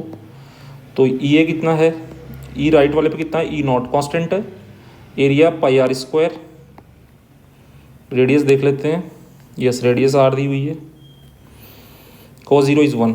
सेम ऐसे ही क्या होगा यहाँ पे भी एरिया वेक्टर परपेंडिकुलरली बाहर की तरफ होगा, और यहाँ पे कर्व सरफेस में क्या होगा, एरिया वेक्टर ऐसे होगा। तो कर्व सरफेस के हर पॉइंट पे एरिया वेक्टर 90 होगा। तो ऐसा क्वेश्चन पहले कर चुके हैं, that's why I am doing it fast. तो फ्लक्स थ्रू लेफ्ट फेस अगर आपको निकालना होगा तो ये हो जाएगा EA cos 0 ही होगा यहाँ पे भी, क्योंकि E और A सेम डायरेक्शन में है। तो ये कितना हो जाएगा, इज मैग्नीट्यूड है E0 और एरिया है पाई आर स्क्वायर, ठीक है। तो इसके अंदर cos 0 हो गया 1। तो इन्होंने फर्स्ट हमसे पूछा फ्लैट फेसेस, तो अगर इसका फर्स्ट पार्ट सोल्व करें तो हम लिख सकते हैं फ्लक्स थ्रू राइट फेस, ये हो गया। Second flux through left face ये हो गया। और अगर मुझे फ्लक्स लिखना है कर्व्ड, तो यहाँ पे क्या है, एरिया टर्न होता जा रहा है। तो मतलब एक कर्व्ड सरफेस जो है वो एक प्लेन सरफेस नहीं है, तो मुझे इंटीग्रल लगाना पड़ेगा। लेकिन इंटीग्रल में खास बात ये होगी कि यहाँ EDA cos थीटा करना पड़ेगा। तो EDA cos, हर DA ही 90 बनाएगा। आप DA यहाँ भी लेंगे तो भी वो परपेंडिकुलर डायरेक्शन ऐसे आएगी, वो भी 90 बनाएगा। तो ये सारे EDA का सम भी 0 आ जाएगा। तो तीनों से ये मैंने क्या लिख दिया, फ्लक्स। सेकेंड पार्ट में पूछा था कर्व्ड सरफेस से।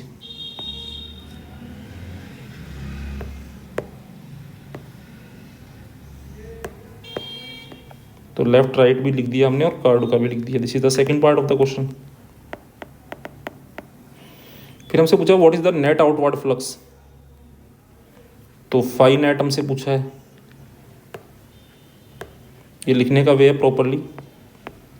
तो हम फाई नेट लिखेंगे phi right plus phi left plus phi curved.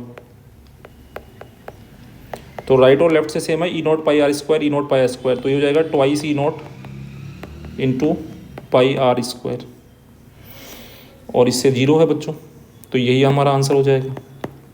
फिर नेट चार्ज पूछा है, तो क्यू नेट इनसाइड निकालना है, तो हो जाएगा epsilon naught times net flux. तो ये हो जाएगा 2 पाई और एप्सिलॉन नॉट मल्टीप्लाई हो जाएगा into E into pi R square. ये हमारा आंसर हो जाएगा। तो इस तरह से हम डील कर लेंगे इस क्वेश्चन के साथ।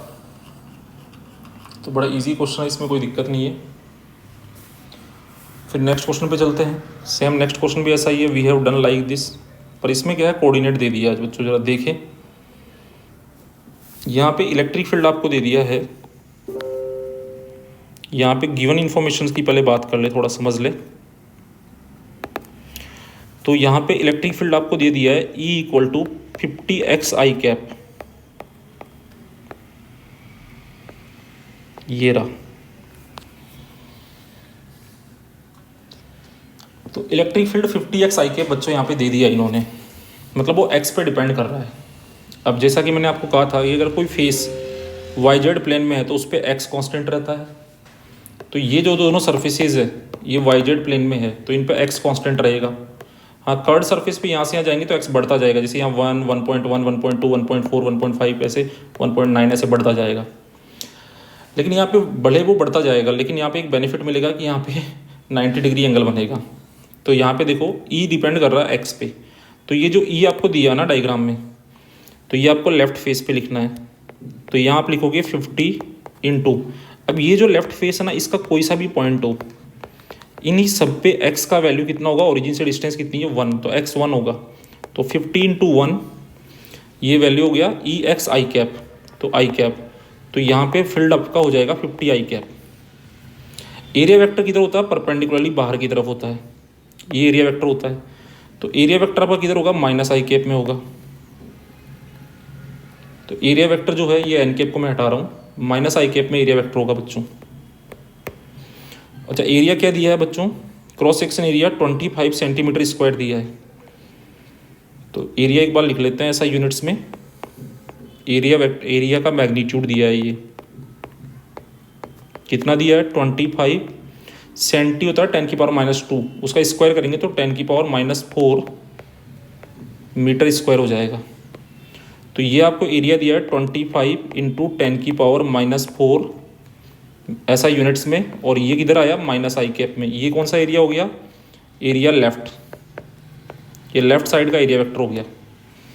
फिर देखो इधर ई राइट, तो यहाँ पे इन सारे पॉइंट्स पे मूव करने के लिए एक्स में कितना चलना पड़ेगा 2 मीटर, 1 तो ये और 1 इसकी लेंथ। तो यहाँ आप सबके लिए एक्स 2 मीटर होगा। तो इलेक्ट्रिक फील्ड का फॉर्मूला है 50x आई कैप। तो यहाँ एक्स की जगह 2 डालोगे तो ये आ जाएगा 100 आई कैप इन ऐसा यूनिट्स, और ये एरिया वेक्टर हो जाएगा वो सेम ही होगा। कितना होगा एरिया वेक्टर, वो सेम होगा, बट जो भी ए लिख दिया मैंने, बट वो अब की बार आई कैप में होगा यहाँ पे। अब यहाँ पे देखो बच्चों, यहाँ पे x अलग होगा। लेट से कि यहाँ पे x इक्वल टू 1 है तो यहाँ पे x इक्वल टू 1.12 होगा। लेट से ये जो मिडिल पॉइंट है बच्चों, यहाँ मिडिल पॉइंट को देखो, यहाँ x इक्वल टू 1.5 होगा। तो भैया यहाँ तो सब जगह x कोऑर्डिनेट अलग अलग आ रहा है। लेट से x यहाँ पे 1.8 होगा, तो सब जगह जब x अलग अलग आ रहा है तो e भी अलग अलग आएगा, तो डील करना बड़ा मुश्किल है। लेकिन एक चीज़ देखिए, इन सारे पॉइंट्स पे इलेक्ट्रिक फील्ड किधर होगा, आई कैप में।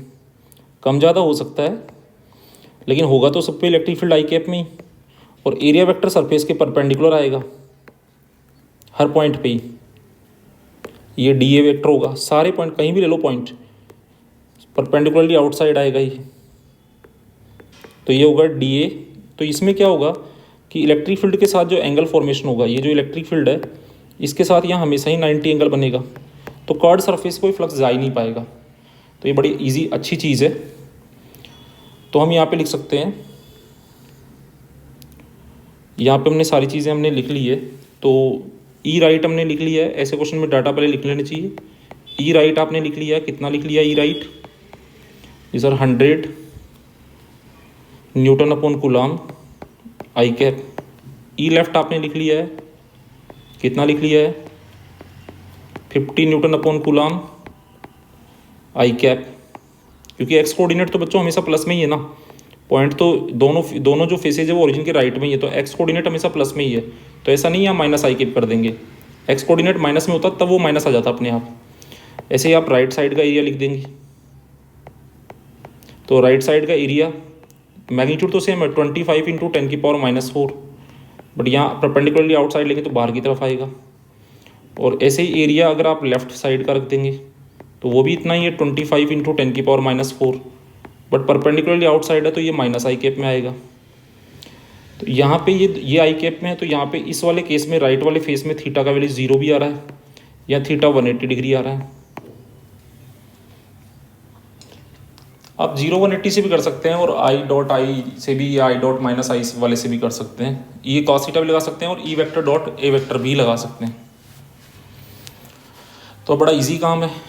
और यहाँ पे हम लिख सकते हैं कि फॉर कर्व्ड सरफेस क्या बात लिख देंगे बच्चों? बड़ी प्यारी बात लिख देंगे। कर्व्ड सरफेस के लिए E इज नॉट कांस्टेंट।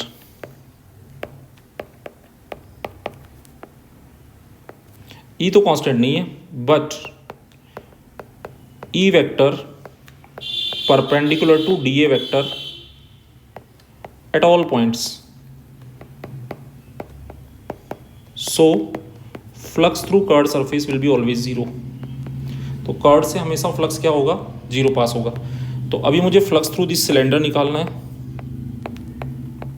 तो मुझे फ्लक्स थ्रू राइट फेस निकालना है plus flux through left face निकालना है। राइट फेस के लिए थीटा कितना है? 0। तो मैंने यहाँ लिखा ए राइट कॉस 0, और इसके लिए लिखा ए लेफ्ट कॉस 180। अच्छा, एरिया का मैग्नीट्यूड दोनों जगह सेम है, तो मैग्नीट्यूड सेम है तो एरिया में ए लिख के काम चल सकता है।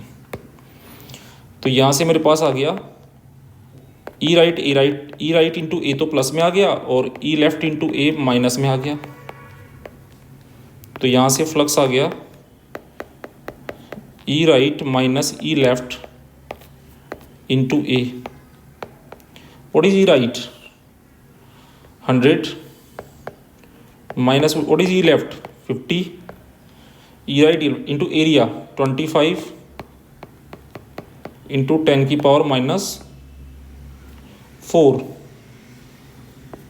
So flux will be 100 minus 50 is 50 into 25 into 10⁻⁻⁴। सो ये हो गया 1250 इंटू 10⁻⁻⁴, और इसको हम लिख सकते हैं 0.125 newton upon coulomb into metre square. This is the answer. Flux through the cylinder आ गया बच्चों। फिर हमें क्या पूछा? ये फर्स्ट पार्ट हमने सॉल्व कंप्लीटली कर दिया बच्चों। सेकंड पार्ट में charge enclosed by the cylinder, तो net charge inside the cylinder equal to epsilon naught times flux through cylinder. तो epsilon naught is 8.85 into 10⁻⁻12 in SI units, and this is 0.125। सो इसको जब आप multiply करेंगे students, then you will get 8.85 जो है, इसको 0.125 मतलब ये बेसिकली 1/8 बन जाता है। तो इससे मल्टीप्लाई करेंगे तो you will gate 1.1 into 10⁻⁻12 coulomb. ये आपका चार्ज का वैल्यू आ जाएगा। तो ये क्वेश्चन भी बच्चों हमने अच्छे से कर लिया, आपको समझ आया होगा। चलो बच्चों, आप भी ट्राई करते रहिए बीच बीच में। तो अगले क्वेश्चन को लेते हैं। ये एक MCQ टाइप का क्वेश्चन है, बोर्ड में पूछा गया है, तो वहीं से पिक किया है। देखो मैं एक बात बताता हूँ, जैसे आप बोर्ड में एग्ज़ाम में आंसर जब लिख के आते हैं तो आप ऑप्शन लिखें प्रॉपरली, और उसका जो वैल्यू है उसमें जो इन्फॉर्मेशन है वो भी आप लिख दें, जैसे ये वाली। लेकिन कई बच्चे सिर्फ ये लिख देते हैं और ये ऑप्शन नहीं लिखते हैं, तो ये रॉन्ग हो जाएगा बच्चों। बोर्ड एग्जाम के अंदर आपको क्या करना है, ऑप्शन का तो डालना ही डालना है, ए है तो। और कई बच्चे डबल डबल लिख देते हैं तो वो ज़्यादा चालाक बनते हैं, दैट इज़ ऑल्सो रॉन्ग, वो भी गलत है। तो ऑप्शन भी लिखें और ये भी लिखें, और ज़्यादा वो नहीं करें कि कई बच्चे ऐसे भी करते हैं, ऑप्शन तो ए लिख देंगे और यहाँ सी का लिख देंगे, तो फिर ऑप्शन में जो लिखा है वही माना जाएगा, ये रॉन्ग हो जाएगा आपका। तो इसलिए बच्चों ध्यान रखें। तो फ्लक्स किस पर डिपेंड करता है, net charge and permittivity of medium, ये बिल्कुल सही है। अब सेकंड वाला गलत क्यों है, क्योंकि इन्होंने यहाँ मीडियम और साइज़ दे दिया, तो भैया मीडियम और साइज़ पे डिपेंड नहीं करता है। फिर भी और दूसरे देखें, तो नेट चार्ज ओनली, तो इस ओनली की वजह से ये भी गलत हो गया, और यहाँ ओनली परमिटिविटी ये भी गलत हो गया, इसलिए हमारा फर्स्ट ऑप्शन बिल्कुल करेक्ट है। चलिए नेक्स्ट क्वेश्चन पे चलते हैं। देखो बार बार ऐसे ही क्वेश्चन बार बार बोर्ड एग्जामिनेशन में रिपीट होते हैं बार बार। पहले मैं सिलेंडर देखा था, इसमें क्यूब रख दिया है, तो अब हम थोड़ा सा कहीं पर फास्ट फॉरवर्डिंग भी करेंगे, तो क्योंकि अब पैटर्न आपको प्रॉपर्ली लिखना आ गया है। तो यहाँ पे जैसे Ex equal to alpha X, ये जो इलेक्ट्रिक फील्ड है इसके बारे में आपको बोला है कि भैया इलेक्ट्रिक फील्ड के 3 component X Y Z coordinate में लिख सकते हैं। तो एक्स कंपोनेंट तो उसके पास है अल्फा एक्स, और अल्फा का ऐसा यूनिट्स में वैल्यू दे रखा है 100, तो 100x है भैया ये। अच्छा जब आई वाई नहीं देता ना यहाँ पे, तो फिर प्लस माइनस से काम चलता है, ये डायरेक्शन प्लस मानी जाएगी और इधर माइनस मानी जाएगी। तो जब आई माइनस आई नहीं देता तो प्लस माइनस के साथ डील करना है बच्चों। तो एक्स कंपोनेंट है, या फिर आप ऐसा कर लें यहाँ पे एरो लगा दें और यहाँ आई आप लगा दें, या फिर प्लस माइनस से डील करें। पर वाई में कोई फील्ड नहीं है और जेड में भी कोई फील्ड नहीं है, ये क्वेश्चन में इन्होंने बोला है।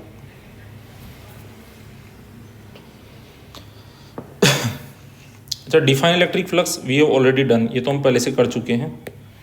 तो जो चीज़ हम पहले से कर चुके हैं उस पर हम फोकस नहीं कर रहे, ये ऑलरेडी हम कर चुके हैं बच्चों। तो यहाँ पे अगर आप देखें साइड आपको 0.1 दिया है,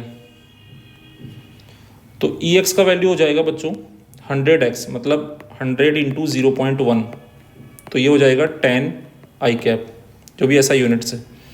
और ये वाला जो फेस होगा इस पे जो फील्ड होगा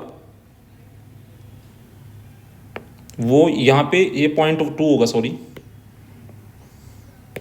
क्योंकि ये a 0.1 है, तो ये 0.1 और 0.1 मिलके ये डिस्टेंस जो होगी इस वाले फेस की ओरिजिन से वो 0.2 हो जाएगी। x कोऑर्डिनेट इस वाले फेस के हर पॉइंट पे x इक्वल टू 0.2 होगा, और इस वाले फेस के हर पॉइंट पे x इक्वल टू 0.1 होगा। तो 0.2 लेंगे यहाँ पे, तो ये 20 आएगा बच्चों, 20 आई कैप। और यहाँ पे ये जो देख रहे हैं ना आप, E कौन से वाले फेस पे है, ये राइट फेस पे। लेफ्ट फेस पे कितना आएगा,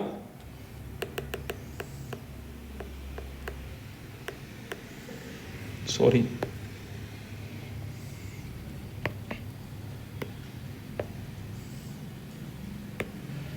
तो ये है लेफ्ट फेस पे electric field.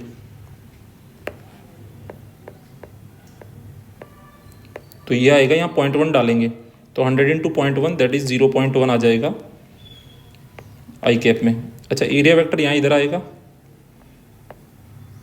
0.1 into 0.1 side into side, तो एरिया वेक्टर आएगा 0.01 आई कैप, और इसमें एरिया वेक्टर भी 0.01 आएगा बट लेफ्ट में माइनस आई कैप। तो ये हमारे पास एरिया वेक्टर्स आ जाएंगे। बाकी 4 से बच्चों फ्लक्स 0 ही पास होगा, तो वो चीज़ हम यहाँ से ले सकते हैं। अगेन एंड अगेन हम बोलते आ रहे हैं ये वाले क्वेश्चंस के अंदर, ये चीज़ बार बार रिपीट होगी।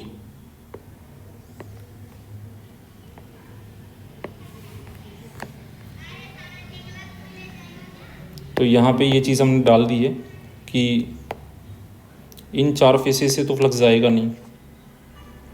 तो अगर आपको फ्लक्स निकालना है थ्रू द क्यूब, तो आपको राइट और लेफ्ट फेस से निकालना है। अब राइट फेस पे आपका थीटा 0 बनेगा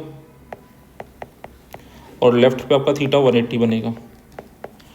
तो ये आपका आ जाएगा ई राइट इंटू ए इंटू कॉस 0, ई लेफ्ट इंटू ए इंटू कॉस 180, दोनों को ऐड कर देंगे तो ये आ जाएगा E right minus E left into A. What is E right? 20। What is E left? 10। What is area? 0.01। तो ये आ जाएगा 10 इंटू 0.01, तो ये आ गया 0.1 newton upon coulomb into metre square. This is the flux through the cube. अगर आपको इसके अंदर नेट चार्ज निकालना है तो बच्चों epsilon naught times flux through the cube कर देंगे। 8.85 इंटू 10⁻⁻12 इंटू 0.1, तो -13 हो जाएगा ये। 8.85 इंटू 10⁻⁻13, 1/10 ऊपर जाएगा तो -13 कूलम। तो ये यहाँ पे हमारे पास में -13 कूलम नेट चार्ज आ जाएगा। तो ये क्वेश्चन भी हमने कर लिया है। नेक्स्ट क्वेश्चन,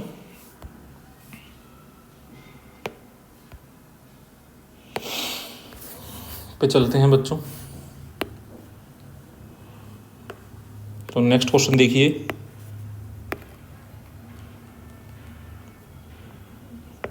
इजीली आप कर पाएंगे इसको, थोड़ा सोचने का क्वेश्चन है। The outward flux due to a charge plus Q is independent of the shape and size of the surface, give reason to justify your answer. ये कर चुके हैं बच्चों हम क्वेश्चंस। देखिए कहाँ पे किया था हमने, ये क्वेश्चन हमने पहले किया हुआ है। शेप एंड साइज पे डिपेंड नहीं करता, ये रहा logic. We have already done this question. तो क्वेश्चन हम कर चुके हैं बच्चों यहाँ पे, तो that's why we are eliminating from there. यहाँ से वहाँ से हम इसको हटा रहे हैं।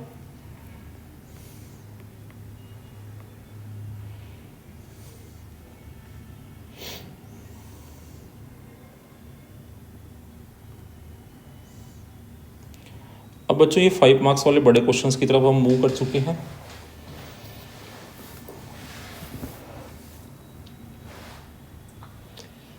तो हम एक एक करके सारे क्वेश्चंस को करेंगे। हर बार क्या करता है, थोड़ा सा बच्चों क्वेश्चन में चेंज कर देता है वो हल्का सा। तो हम तो सारी चीज़ें यहाँ कवर करेंगे, मतलब हम चाहेंगे कि जो भी चेंज हो रहा है वो चेंज वाले स्लाइड चेंजेस वाले आंसर भी हमारे इंक्लूड हो जाए, वह परफेक्टली क्वेश्चन तैयार हो जाए, परफेक्टली टॉपिक तैयार हो जाए। तो इसके लिए हम इसको कर रहे हैं आगे। पहले फर्स्ट करेंगे, सेकंड सबको पढ़ते हुए करेंगे, सारी चीज़ें कंक्लूड करेंगे यहाँ पे। तो यहाँ पे देखिए, using Gauss theorem so mathematically that for any point charge outside the shell the field due to for any point outside the shell the field due to uniformly charge spherical shell is same as entire charge on the shell is concentrated its centre. तो पहले मैं एक shell यहाँ पे बना देता हूँ बच्चों। तो शेल का डायग्राम हम यहाँ पे ले रहे हैं। तो मैंने एक शेल यहाँ पे बना दिया, ये थिन स्फेरिकल शेल है। अब इसमें क्या होता है बच्चों कि चार्ज जो भी होता है वो सेंटर पे सरफेस पे रहता है। मेटालिक जो होती है ना, मेटालिक स्फेरिकल शेल जो होती है, चार्ज सरफेस पे यूनिफॉर्मली डिस्ट्रीब्यूट होता है। तो जैसे इसको आप कुछ भी चार्ज देंगे तो वो इस शेल के सरफेस पे डिस्ट्रीब्यूट हो जाएगा, जैसे पॉजिटिव हो या नेगेटिव। तो जैसे आपने लेट से इसको पॉजिटिव चार्ज दिया तो इसके आउटर सरफेस पे बड़ा यूनिफॉर्मली डिस्ट्रीब्यूट हो जाएगा। अगर हम इसको पॉजिटिव चार्ज देते हैं तो इसके आउटर सरफेस पे यूनिफॉर्मली डिस्ट्रीब्यूट हो जाएगा। ये कोई सरफेस से बाहर निकला हुआ नहीं रहता, ये तो हमारा बनाने का तरीका है। क्योंकि ये तो एटम्स के पास होता है। एटम्स तो आउटर सरफेस पे जो एटम्स की लास्ट लेयर होती है ना, उसमें होंगे। जैसे मान लो ये सरफेस है, अब ये जो है इसमें एटम यहाँ भी होंगे, यहाँ भी होंगे, यहाँ भी होंगे। तो ये जो नेट चार्ज होता है ना, ये आउटर मोस्ट जो लेयर होती है एटम की, उसके पास होता है। ये बड़ा इंपॉर्टेंट बात है सोचने की। तो ये हमने यहाँ पे चार्ज बना दिया है। अब देखिए बच्चों इसके अंदर, तो ये चार्ज क्यों हमने इसको दे दिया है, कैपिटल क्यू हमने इसको चार्ज ये दे दिया है।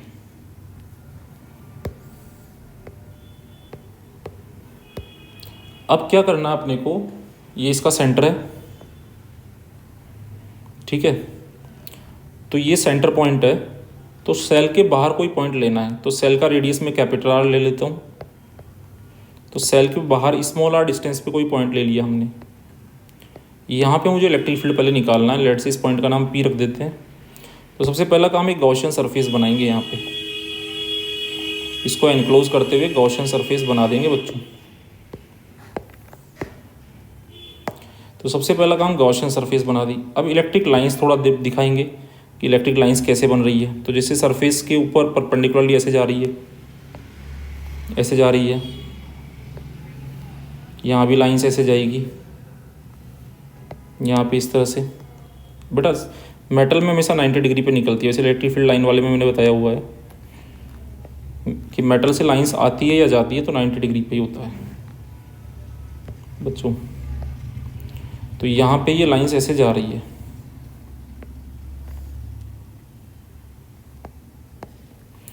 अब आप क्या करेंगे, यहाँ पे एरिया वेक्टर ई और डी ए बनाएंगे। तो ई वेक्टर तो ये लाइंस स्ट्रेट लाइंस है, तो आपको ये स्ट्रेट फील्ड लाइंस बता रही है कि भैया यहाँ ई वेक्टर इधर है। अगर इस वाले पॉइंट पे तुम बात करोगे तो ई वेक्टर इधर है, इस वाले पॉइंट पे इलेक्ट्रिक फील्ड वेक्टर का डायरेक्शन इधर है। अब एरिया वेक्टर भी लेना पड़ेगा गॉसियन सरफेस के ऊपर। ये क्या है, ये आपने जो बनाई है ये गॉसियन सरफेस है। तो गॉसियन सरफेस के ऊपर एरिया वेक्टर भी तो चाहिए। तो यहाँ जैसे आपने छोटा सा एरिया लिया, this area is D A, तो डी ए की डायरेक्शन एरिया के परपेंडिकुलर होती है।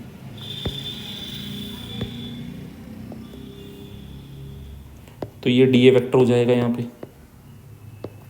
अगर आप यहाँ पे देखेंगे तो ये डी ए वेक्टर हो जाएगा।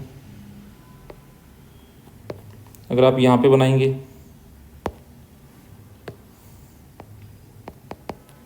तो ये आपका डी ए वेक्टर हो जाएगा। मतलब बात ये है बच्चों, दोनों रेडियली आउटवर्ड है, थीटा का वैल्यू हर पॉइंट पे 0 डिग्री आएगा। Now use Gauss theorem. अब हम गॉस थ्योरम का यूज़ करते हैं इसका डेरिवेशन करने के लिए।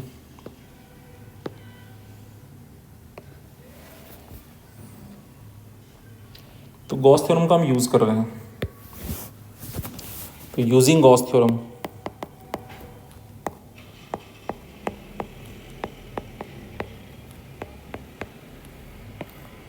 गॉस थ्योरम क्या होता है, electric flux passing through close surface, so integral E dot D ए,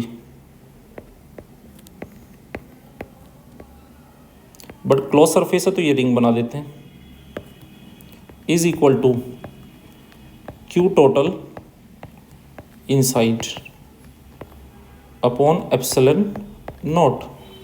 ये हमने यहाँ पे गॉस थ्योरम का मैथमेटिकल एक्सप्रेशन लिख दिया। अब यहाँ पे एक चीज़ देख रहे हैं कि ई और डी ए सेम डायरेक्शन में है। चलिए आगे प्रोसीड करते हैं, इसको सॉल्व करते हैं। तो नेक्स्ट स्टेप में हो जाएगा हमारे पास ई और डी ए को ओपन कर देंगे तो हमारे पास आ जाएगा ई D A cos 0,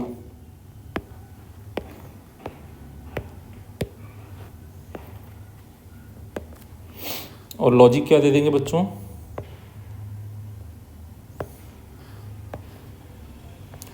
eight every point on Gaussian surface,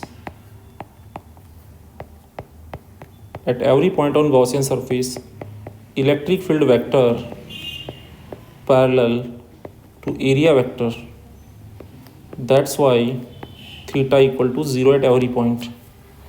Second, first हमने ये दे दिया। सेकंड हम बोलेंगे magnitude of electric field, mod E vector और simply E is constant. Direction बेटा अलग अलग है बट सारे सेंटर से सेम डिस्टेंस पे। कांस्टेंट एट एवरी पॉइंट, हर पॉइंट पे इलेक्ट्रिक फील्ड का मैग्नीट्यूड क्या है, सेम है।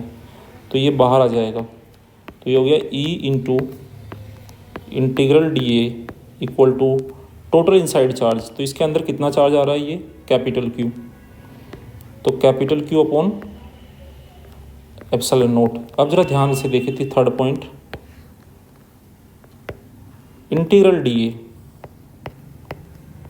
दैट इज ए, और what is this, this is area of Gaussian surface, ये गॉसियन सरफेस का एरिया है, और वो कितना है 4 पाई गॉसियन सरफेस का रेडियस।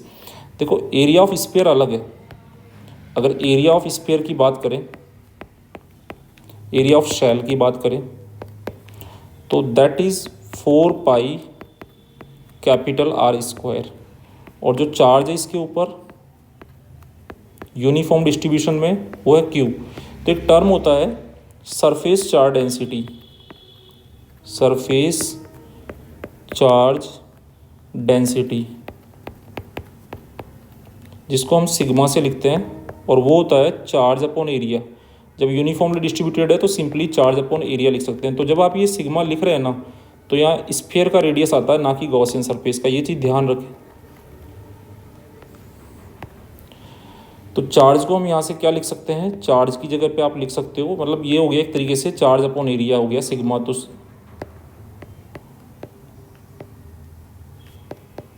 तो चार्ज हो जाएगा सिग्मा इंटू एरिया। अब यहाँ से अगर हम देखें बच्चों, तो E into area equal to Q upon epsilon naught. अब ये किसका एरिया है, ये वाला गॉसियन सरफेस का एरिया। तो गॉसियन सरफेस का एरिया कितना है 4 पाई इंटू गॉसियन सरफेस का रेडियस है स्मॉल आर स्क्वायर, तो क्यू बाई एप्सिलॉन नोट। तो E कितना आ गया यहाँ से, तो यहाँ से E का वैल्यू आ गया Q अपॉन 4 पाई, नीचे जाएगा 4 pi epsilon naught R square, और 1 अपॉन 4 पाई एप्सिलॉन नोट को बच्चों कूलम कांस्टेंट भी बोलते हैं, तो K Q by small R square, ये आ गया। अच्छा डायरेक्शन कौन सी आई, तो अगर ये चार्ज पॉजिटिव है, Q इज़ पॉजिटिव, तो डायरेक्शन होगी रेडियली आउटवर्ड, रेडियली आउटवर्ड, जिसको हम बच्चों बोलते हैं आर कैप। अगर बच्चों Q नेगेटिव होगा तो डायरेक्शन होगी रेडियली इनवर्ड, जिसको हम बोलते हैं माइनस आर कैप। तो अगर इसको आप वेक्टर फॉर्म में लिखेंगे, वेक्टर फॉर्म, तो E वेक्टर इक्वल टू हो जाएगा बच्चों के q upon r square r cap. अब यहाँ प्लस आर कैप आना है कि माइनस आर कैप, वो चार्ज का साइन अपने आप डिसाइड कर लेगा। बस आपको क्या ध्यान रखना है कि अगर आप ये वेक्टर नोटेशन यूज़ करते हैं तो ये जो चार्ज का वैल्यू है ये आपको विथ साइन डालना है। तो ये डेरिवेशन हमने कंप्लीट कर लिया। अब जैसा उन्होंने बोला था कि आप ये शो करो कि ये ऐसे बिहेव कर रहा है जैसे चार्ज सेंटर पर है, तो बिल्कुल सही बात है। जैसे अपनी शेल बनाई है आपने, ये हमने बच्चों ये शेल बनाई है,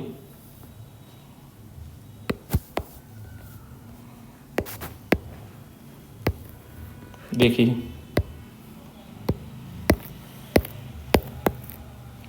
और हमने क्या किया है, सेल के सेंटर से, ये सेल का सेंटर है, यहाँ से स्मॉल आर डिस्टेंस पे इसके बाहर यहाँ पे फील्ड निकाला है।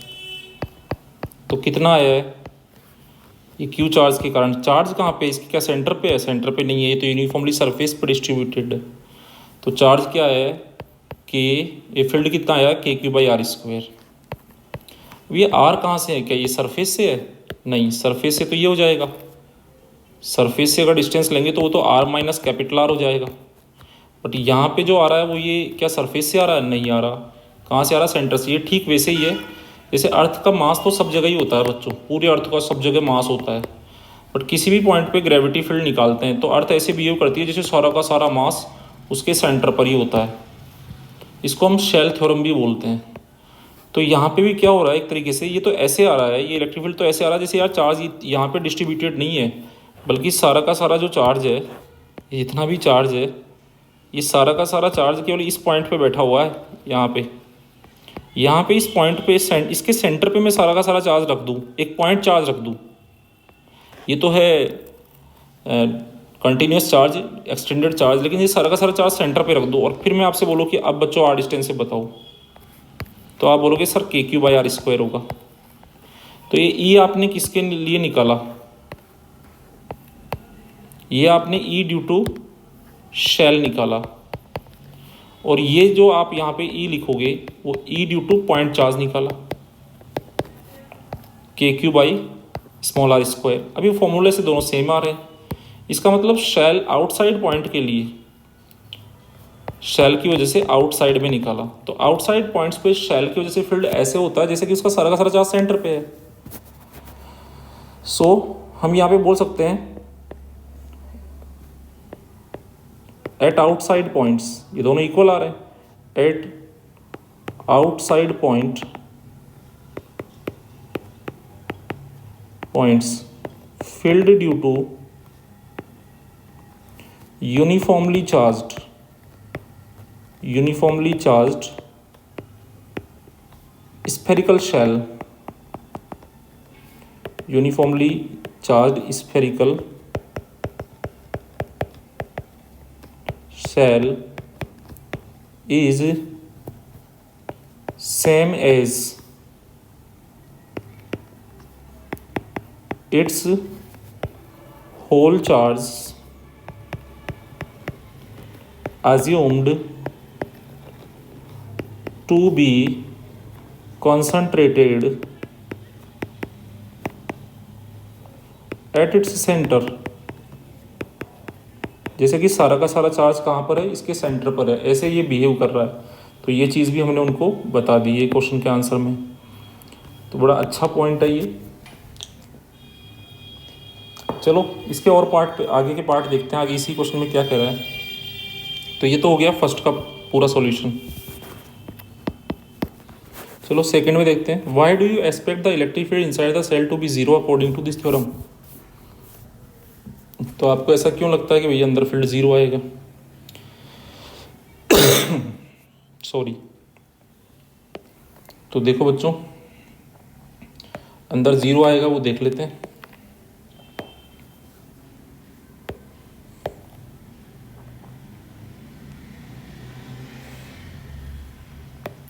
तो अंदर अगर बात करनी है तो बाहर का काम खत्म करते हैं।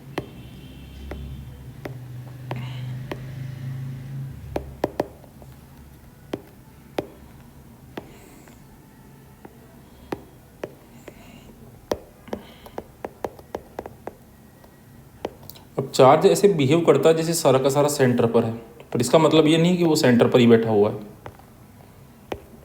वो तो इसके सरफेस पर डिस्ट्रीब्यूटेड है। अर्थ ऐसे बिहेव करती है जैसे ऐसे खींचती है सबको, जैसे सारा का सारा अर्थ का जो मास है वो उसके सेंटर पर ही है।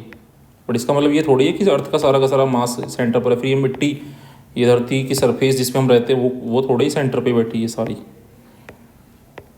तो ये चीज़ ज़रा ध्यान रखें। तो बच्चों यहाँ पे ये कह रहा है इनसाइड पॉइंट्स की बात कर रहे हैं। तो चलो अंदर एक गॉसियन सरफेस बना देते हैं। तो हम लोग यहाँ पे अगर बात करें तो भैया कोई भी ई डी ए कुछ भी एज्यूम कर लो आप। एज्यूम करने का मतलब ये नहीं कि सच में होगा, यहाँ पे ई डी ए एज्यूम कर सकते हो आप सेम डायरेक्शन में। बट अगर आप गॉस थ्योरम को यहाँ लिखोगे, ये जो गॉस थ्योरम है ये आप यहाँ पे लिखोगे बच्चों, तो क्या होगा, ये गॉसियन सरफेस आपने बना दी। अब यहाँ पे आपने ई और डी ए सेम डायरेक्शन में एज्यूम कर भी लिया, तो आपने लिख दिया integral E D A cos zero equal to, अंदर चार्ज कितना है इसके अंदर, गॉसियन सरफेस के अंदर चार्ज लेना है, यहाँ पे तो कोई है ही नहीं, तो zero upon epsilon not which is zero. अब ई डी ए जो है ना उसका सम, इंटीग्रल ई डी ए का मतलब होता है इनफाइनाइट टर्म्स का addition, E D A plus E D A ऐसे करते जाओ इनफाइनाइट टर्म्स। तो ये ज़ीरो आ रहा है बच्चों। अब क्या होता है कि ये जो टर्म्स है ना इनका सम अगर ज़ीरो आना है तो इसके लिए इंडिविजुअल टर्म ज़ीरो होना चाहिए। अब एरिया तो ज़ीरो नहीं है ना, तो फिर ई ज़ीरो होगा बच्चों। तो इस तरह से हम इसका आंसर दे देंगे। चलिए क्वेश्चन के अदर चीज़ों को देखते हैं क्या बोल रहे हैं ये। तो अंदर ज़ीरो आ गया बच्चों और बाहर के Q by small R square आ गया। A thin conducting spherical cell of radius r charge q is spread uniformly at the surface। तो ये हमने ले लिया है। Derive the field at outside the surface। तो हमने निकाल दिया है। Draw a graph of electric field with distance r from center, मतलब जीरो टू इन्फाइनाइट। तो स्मॉल r जो है वो जीरो से इन्फाइनाइट के बीच में है, तो आप ग्राफ बनाइए, फील्ड बनाइए। अब देखो इसमें एक चीज़ खास बात है इस सेल के अंदर, वो खास बात क्या है कि ये जो शेल है इसके अंदर डिस्टेंस के साथ ग्राफ बनाना है अपने को फील्ड का। तो मैं सेल को यहाँ बना रहा हूँ, सेल के साथ ही ग्राफ बनाएंगे हम।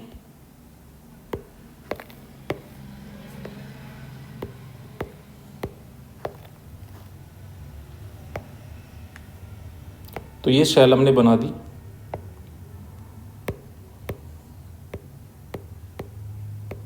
मैं एक्सिस मार्क कर देता हूँ।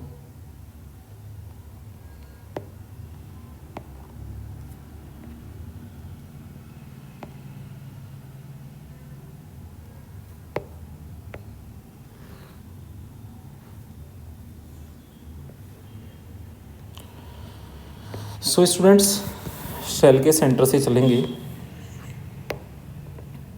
इस एक्सिस पे क्या लेंगे, इलेक्ट्रिक फील्ड को लेंगे। इस एक्सिस पे क्या लेंगे, स्मॉल आर को लेंगे। तो स्मॉल आर के लिए उन्होंने बोला है कि स्मॉल आर जो आपका वेरी कर रहा है वो 0 से इन्फाइनाइट के बीच में है। 0 कहाँ पे है, सेंटर पे। 0 का मतलब है सेंटर। इनफाइनाइट तो आप जानते ही हैं। अच्छा, एक और चीज़ है यहाँ पे, जैसे ये वाला पॉइंट है, ये सेंटर हो गया, यहाँ पे हो गया r = 0। अच्छा बच्चों, एक चीज़ है कि ग्राफ पॉजिटिव में बनेगा, नेगेटिव में, ऊपर बनेगा नीचे। तो जनरली नेगेटिव चार्ज होता है तो नीचे बना देते हैं, वरना ऊपर बनाओगे तो भी चलेगा। ये सरफेस पे r = R हो गया, क्योंकि ये रेडियस के बराबर हो गया, और बाहर ये हो गया। तो इस जोन में क्या है, अंदर जो है वो R R, और यहाँ क्या है, R R, आउटसाइड। अब सरफेस पे फील्ड सेंटर अंदर जो है फील्ड वो 0 आया, सरफेस पे कितना आएगा। तो ये जो पॉइंट होता है ना, ये जो पॉइंट अगर मुझे सरफेस पे निकालना हो तो मैं फिर गॉसियन सरफेस ये वाली बना दूंगा,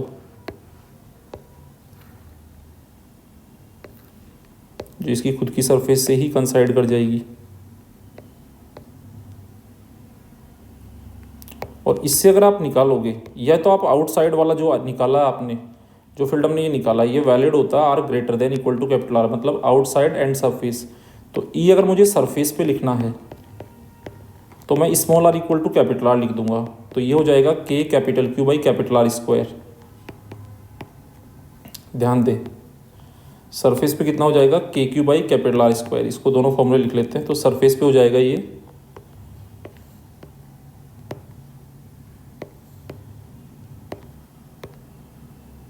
Q/0,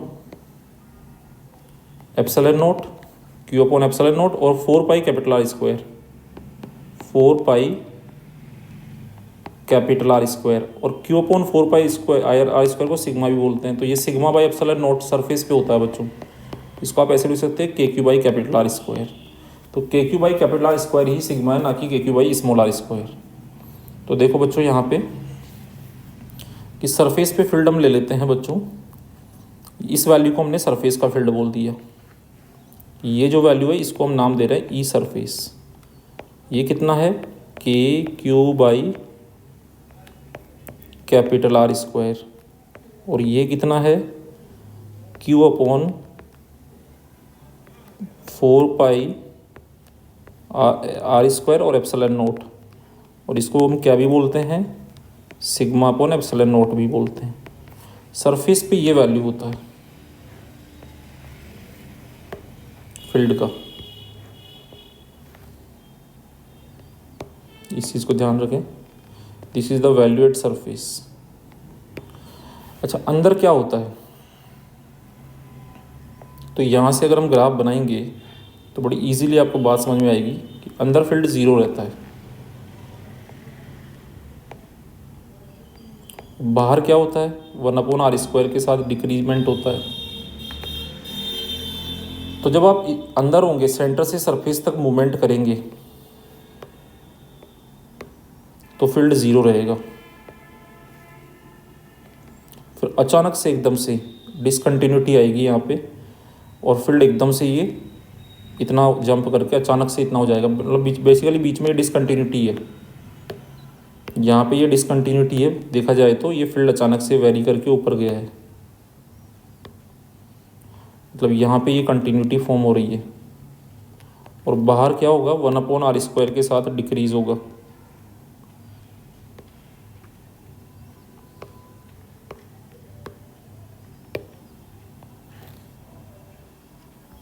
और इन्फिनिटी पे 0 हो जाएगा।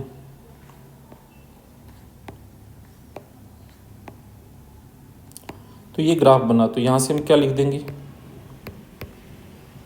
कि ई इनसाइड जो होगा बच्चों क्या होगा 0। अगर यही चार्ज नेगेटिव होता तो ये ग्राफ इधर की तरफ आ जाता है ऐसे। ओके, तो ई इनसाइड जो होगा वो 0 होगा, फिर सरफेस पे ये वैल्यू गेन करेगा, और बाहर जो ई होगा वो प्रोपोर्शनल टू 1/r² होगा। तो ये हमने ग्राफ भी बना दिया। अब चलिए बच्चों आगे चलते हैं। अगला में क्या बोला इन्होंने, ड्रॉ द ग्राफ हो गया हमारा काम। फिर और पार्ट में बोल रहा है आउटसाइड इनसाइड में फील्ड निकालो, ग्राफ बनाओ, बना दिया। ग्रेटर देन लेस देन के लिए ग्राफ बनाओ, शेल। तो ये पूरा कंप्लीटली डिफरेंट टाइप से डिफरेंट टाइम में पूछा गया है, और ये हमने पूरा कंप्लीटली शेल का काम तमाम कर दिया है। तो ये क्वेश्चन हम लोग कर चुके हैं बच्चों अच्छे से। Remaining questions we will do in next lecture. Thank you so much बच्चों फॉर वॉचिंग दिस वीडियो। और आपको मज़ा आ रहा है, अच्छा लग रहा है तो प्लीज़ लाइक शेयर सब्सक्राइब करो, दोस्तों के साथ शेयर करो। Okay, thank you so much बच्चों।